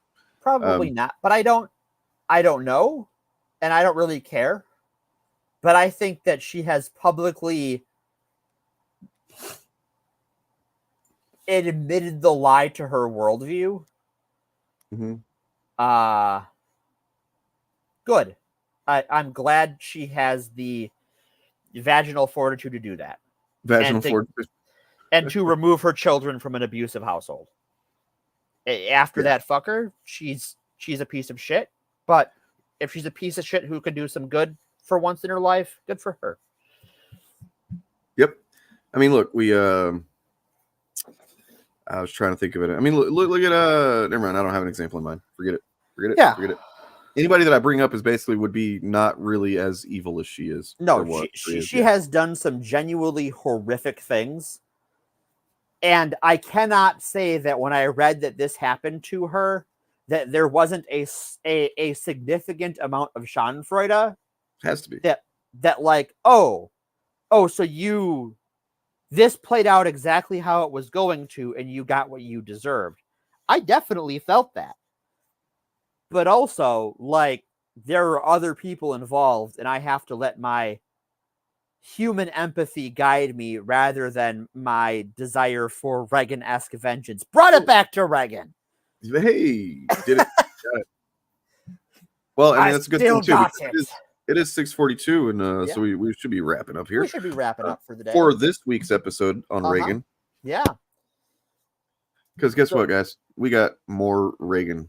We got count them, 2 more episodes on Ronald Reagan. In part 2, we're going to talk about who Ronald Reagan loves. Now we are into the meat of his presidency. We're going to talk about, so when Ronald Reagan faps, what does he think about? What does he fap? Show you why. Welcome to the FAP. Nancy used to do that for me. Handsy Nancy, I called her. Fucking Dane, that fucking kills it. That fucking, it kills me every time. I'm gonna have to cut that off. Make sure that we just have that just for its own drop too. It just needs to be a drop. Yeah. You should drop that on the initiative. You know what you want to know? We also want to know something kind of cool. Maybe that? I don't know. I'm kind of a rebel, but a bit of a punk rocker here. Because that's an AI voice. It's an AI approximation. But I didn't pay for it. No, I went to one that had like you can try it out for free, and then I just turned on my microphone and stuck it up next to the fucking speaker and recorded it. Yar, matey. We be flying the 7 seas here on the Fapcast. Yeah. So, So next week we're talking about the loves of Reagan. And that man, he has got some love in his heart. Mm-hmm. Yeah. For Jesus, right? Just about everybody else. He loves him some terrorist organizations. He loves him some mujahideen. He loves him some Iranians. Will I finally learn what the Iran Contra is? We are gonna talk about Iran Contra. I'm kidding. I actually do know what that is now, but it was just a few years ago that I was just like, I don't know what the fuck that means. I need to look into that. I looked into that because I was at this, and this was like end of high school, and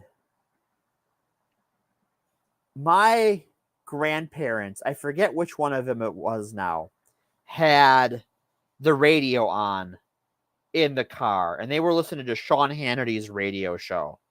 Yeah, Contra, it's not just a game anymore. Well, that's what I was going to say. I was going to make that joke of like, it's just the Iranian version of Contra, right? Like, right, yeah. So in the car with one of my grandparents, they were listening to Sean Hannity's radio show, and he had a guest on. A person that Sean Hannity fapped to as a war hero named Oliver North. Oh, boy. And I, a teenager, was like, who is this guy and who is this war hero that I've never heard of? And then I looked into who Ollie North was. I'm relatively sure he's never actually been in a war, right? I'm pretty sure he was never in, like, he never served in, like, I know he served during the Vietnam War, but I don't know that he served in a combat role. Oh, yeah, this guy's a big piece of shit. He is I mean, he retired as a colonel, I believe.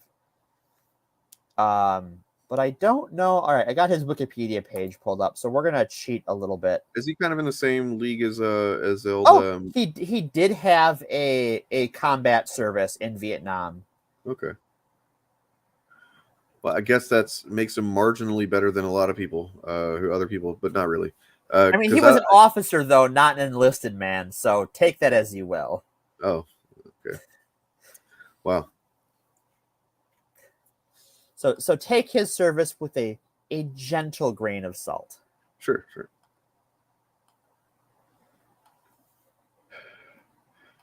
How many people is the genocide he's responsible for? Was there? Like what's the number we can put on this guy? What's the body count? I don't know. Okay. It's a large number. I mean, he went on to work for the NRA, so several school shootings worth at a minimum. Is he more John Bolton or Michael Flynn? Man, you know what we need to do? I think this might actually be the way to cover this topic too, is the whole cue of it all eventually is just to kind of fucking cover Michael Flynn, because we got a FAP to Flynn. Yeah, that's very fair. That guy is something else. It's like if this was just a story that had no consequences about anything or whatever, it would be really fucking fascinating and just kind of funny. But it's definitely real, and he's a real guy that somehow he's a real guy. A real foreign agent pardoned by federal indicted person Donald Trump. Can you imagine? Like, I mean, there's no way to know, but I mean, like, I can imagine that probably would have been substantial had he not been kicked out early on. Like, that was the guy that basically early on in the Trump presidency, like very early on, that was their sacrifice to go, look, we will listen to reason. Yes, we know this guy, like they stopped doing that, of course, but like that was right there at the beginning. They were still trying to have some air of, legitimacy in what they're doing. I would say Ollie North was probably more Michael Flynn, but I have to finish my research for it, but we will get there. I don't even know. Is it just John? Is that just John Bolton? Is just Michael Flynn, but not delusional, right? He was kind of, yeah. He worked in the Trump administration as well. He's another piece. Yeah, of Bolton shit, did for sure, but he actually did criticize a bit. I remember hearing. Yeah, that, so. But I think his criticisms were more. We're not killing the right people. We're going to kill these other people. Yeah. So, but we will talk about Iran-Contra. We are going to talk about Mikhail Gorbachev and his love affair with Ronald Reagan. Yeah, that's that'll be in our next session of Reagans and Reagans. Yeah, except it won't be called that. Don't look for that, because Morgan, although it is clever, if we call it the same thing twice, we will get even fewer viewers. All right. Can we call it Reagans? Can we call it Reagans and Reagans? Like the opposite? Yeah, that'll definitely change it for sure. Excellent. All right. So for second edition, we're changing the name. I've just received a copyright notice from the corpse of Gary Gygax that we have to change the name. So now the new game, which is the old game on the Fapcast, is called Reagans and Reagans. All right. And then the final episode can be Advanced Reagans and Reagans. And now we've gotten 3 episodes out of it. And then we've got 1 viewer at that point. 1 whole viewer and 3 whole brain cells between us. We'll have to do something kind of specific and special, and maybe entice them with some other side game or something. I don't know, but because I mean, I get it. I don't know that I would want to tune in 3 weeks in a row just for Reagan. That's right. We could do the American love affair with Mikhail Gorbachev. Yeah. I mean, anything. We could do anything. Just basically like, I don't know. My brain's shutting off at this point. Bob, you and I are going to have to fight over D&D 4th edition. You and I, if you don't like 4th edition, you and I are going to have to fight. Because I have some hot takes. So D&D is a D&D thing. Yeah, but is that the one right before, like, now is basically 5th edition, right? Now is 5th edition. Okay. Yeah. I don't know if we want to go into post FAP, but I can cover that quick, or we can wrap up. It's up to you. Let's see what we got here. I think so. We could probably do that. Let's do that. All right. So, I know we talked about it on the show before. So, in our episode on like when companies want a product changed, like what it looks like when there's actually like forced changes by a company. Oh, that. Yeah. Okay. All right. So. Basically, it's a version of D&D that came out in like the late aughts, where they changed a bunch of rules. They basically redesigned D&D from the ground up again. And part of it is it took inspiration from how video game mechanics worked, with like abilities and stuff. And it was very controversial to this day. I actually think it is a better game system than D&D 5th edition, though it has its flaws. And a lot of D&D fans would fire arrows at me, and I would take cover. But I think it is actually a better designed game. than 5e, and also has less racism in it. Because they got rid of, like, because in D&D, monsters have these things called alignments back then, and they got rid of those for creatures. So, like, the idea that all orcs are evil was gotten rid of. We're like, a lot of orcs are still evil, but there are non-evil orc societies that now exist. And then they brought back in 5e that no, all orcs are evil. All goblins are evil.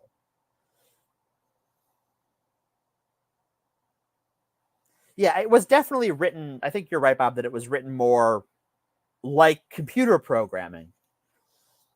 And I definitely know that, like, IT people in my life understood it better than people who had a D&D background and not a programming background. But it's a whole other thing. But that's the whole thing, and we can wrap up now. Reagan is hard, guys.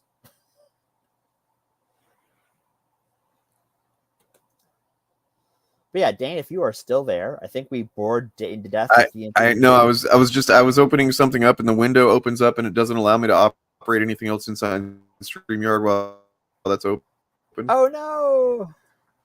So I was looking for a file, and I found it. Thankfully, look, guys, the video. Okay, it's a coming, and look. Part of the thing is that I started getting to where I'm like, wait, is this even going to be worth it at this point? I don't know how much people are anticipating, if they actually are as hyped as I hope they are. Yeah. But you know, it's a video. Look, it's not going to change your life or anything, but hopefully it will be beneficial to somebody. The main thing is that I want to set it into motion, that I want to do a series. This series will be based on the idea of, like, basically there's this frustration that happens. Excuse me, 1 second. Sorry. Proctober, because you're procrastinating and you started in October. I get it. I get it. You're funny. Wait, what did I start in October? No, Screwface says Proctober, which is procrastinator, when the month when all the procrastinators start things, and then you get it done in May. So yeah, the idea is based on the frustration that I have that comes about pretty regularly, where I'm like, I feel like people maybe don't think about this certain angle about this kind of anti-fan content enough, and they kind of it's easy to get pulled into the cycle, and that's what they want, basically. Is what it is. You know what I mean? And so my goal with the series is to kind of keep people on their toes and to realize that this is just part of the cycle. You know, one example of a frustrating thing that I hear a lot regularly is like, oh, they're so upset about this now, and it's like, they're not really upset. Probably not upset, man. You know, they might be a little bit upset or something, but like they're upset performatively. They know that being upset is the name of the game, right? And that is the grift. And like, I just feel like just talking about it on that level only benefits them, right? I think I had an observation the other day. We were talking about it in the Discord about how all of these things boil down to two things. All of these moral panics with the culture griftosphere kind of boiled down to two things have happened to make them upset. Thing the first, a moderator of a community did their job. Yeah, that'll do it. That'll do it. A moderator on a website did the job they either volunteer for or are paid to do. The other thing is there is a non-Asian minority in a thing. Yep. Or even occasionally an Asian one. Occasionally, if it's convenient, yeah. If it is not either anime-esque young woman or a romanticized version of a samurai. If it is any other type of Asian, so really any non-Japanese, because I can't imagine they would be too excited about, you know, a Vietnamese person in a game or an Indian person in the game. Yeah, you've got a bunch of people who they have a weird fascination with you know, Asian cultures that they know nothing about except for like the most superficial pop culture stuff. You know, so like obviously samurais are just objectively cool. But like, let's say you take a samurai thing and then like were to put a black guy in it, even if he was historically a figure that did exist, it was a real person and a real samurai. They probably lose their shit. But I did want to say, just so you know, that this is real. This video is happening, as I do officially have a thumbnail, and I shall share that with you all, so that whenever you see it, you will click on it. Post haste. Post haste. As soon as possible.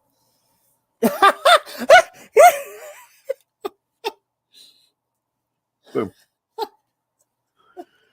Comrade Morph. And You know, you there was a couple of images that from the very beginning of this thing, I was like, that's going to be in the thumbnail. And that's Morph, and that's Rogue's ass. Thankfully, and shout out, holy shit, thank you, Mark Brooks. I mean, I know you didn't do this for me, and you don't really probably watch my content or anything, but like, still, thank you for that glorious, adaptation image of the Apocalypse meeting Rogue from the X-Men the animated series. The only frame in that cartoon with that ass is that thick, which we do, of course, address in the video, but right, nonetheless, I look forward to it soon. There's a lot of takes, and yeah, you know what? I'm gonna stop trying to sell it. Stop Just selling. hopefully you'll watch it. I really, really have been anxious about it for some reason. What's up? I have an ultimatum for you in the spirit of ultimate content. Okay. The ultimate content universe. In today's episode, we're gonna bring it back to Reagan, ladies and gentlemen. Let's do it. So Reagan, big fan of The Promise. Not a big fan of the delivery. Yeah. It's been a recurring theme this issue of the fact. Are you saying I'm like Reagan like that? I'm not saying that until next Sunday. If no. before we go live for the Fapcast next Sunday, this episode is not on my YouTube feed. At youtube.com/ let me check what it is these days. It's Actual Fandom. youtube.com/ Actual Fandom. If it is not there by Sunday I'll be considered Reagan-esque. You will be Reagan-esque. Oh no. You all heard it here. I gotta go, guys. I gotta end the stream. I got work to do. I got work to do. Fucking holy shit. No, it's gonna be like there's Yeah, I know. It's just gonna be done. I figure it was a fun way to call you out. Thank you. No, you did it the exact right time, because really it's just kind of a shuffling of clips and things, putting things in certain places, making it. Okay, here's the simplest way to explain what the problem has been with editing this thing is it's a timeline. And it's a timeline that has grown over time, obviously, as I've, the show would come out and stuff like that. And then just trying to decide what's going to be included in the timeline, what is the most relevant thing, and is this going to take attention away from the thing that matters, and so on and so forth. So, anyway. All right. Well, folks, we will see you next week. Yeah, we will. We'll see you next week, and I will not be Reagan-esque, okay? We will not, with no hosts, 0% hosts on this show will be Reagan-esque. I do want to show off this this graphic that I made, though, real quick.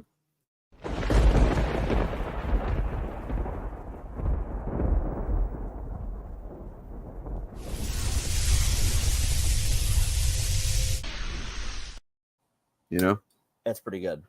I mean, it's basically just the same thing that they put in the show, except I made it a little bit fancier. And then, yeah, other than that, I hope you'll all subscribe if you're not already. Thank you, by the way, again, for 7,000 and growing. Yay! We're at like 7,050 or something right now. That's pretty cool. For a channel that I've been told several times by Chuds is dead. We're growing, we're clipping along, guys. We're keep on going. And you know what might help clip it along, listeners? If you were to go to patreon.com/actualfandom and follow for free, or if you don't have time for that Starbucks coffee this week, you could subscribe there on Actual Fandom on the Patreon page and give Dane your hard-earned money. Like, look, you can straight up just like follow me for free, and then you can see this. You would have seen this video. Why is it not showing up for free today? For free. And then look, you guys haven't seen me address the man bun controversy. The man bun controversy. I thought about making a video on it, and then I'm just like, I actually need to put that energy into the video that we were talking about. Yes. Otherwise, you'll be.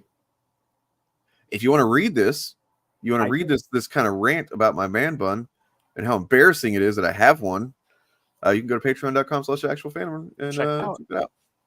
All right. Well, we will see you next week. Until then, praise Bill. Praise him. And then yeah. Also, hey, where the fuck is the Epic Verse at, guys? Somebody asked about the Epic Verse posters. Well, I have them here. Ryan Kennel. He's going to star in. He's starring in Mass Shooter. Well, dude, it's not called Mass Shooter. It's called Ass Shooter. Okay. Well, I mean, actually. There you go. That's a real one. Yeah, I like how it's not like starring in or anything. It just he is. He just is ass. Yeah. You know, and then there's this one that's just really, you can tell they spared no expense on the posters too. Just what's crazy is that quality wise, this is indistinguishable from the official posters. Just right. Yeah. Well, then we get to the other one, the other movie.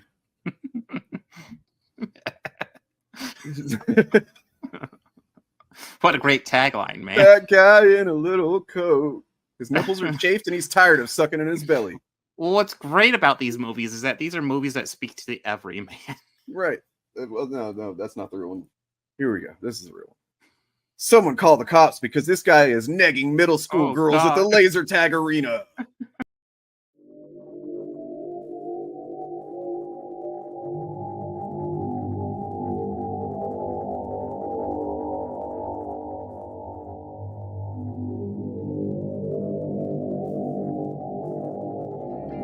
May Bill Gaines shine his heavenly light upon you and impregnate you with many happy days and joy fetuses.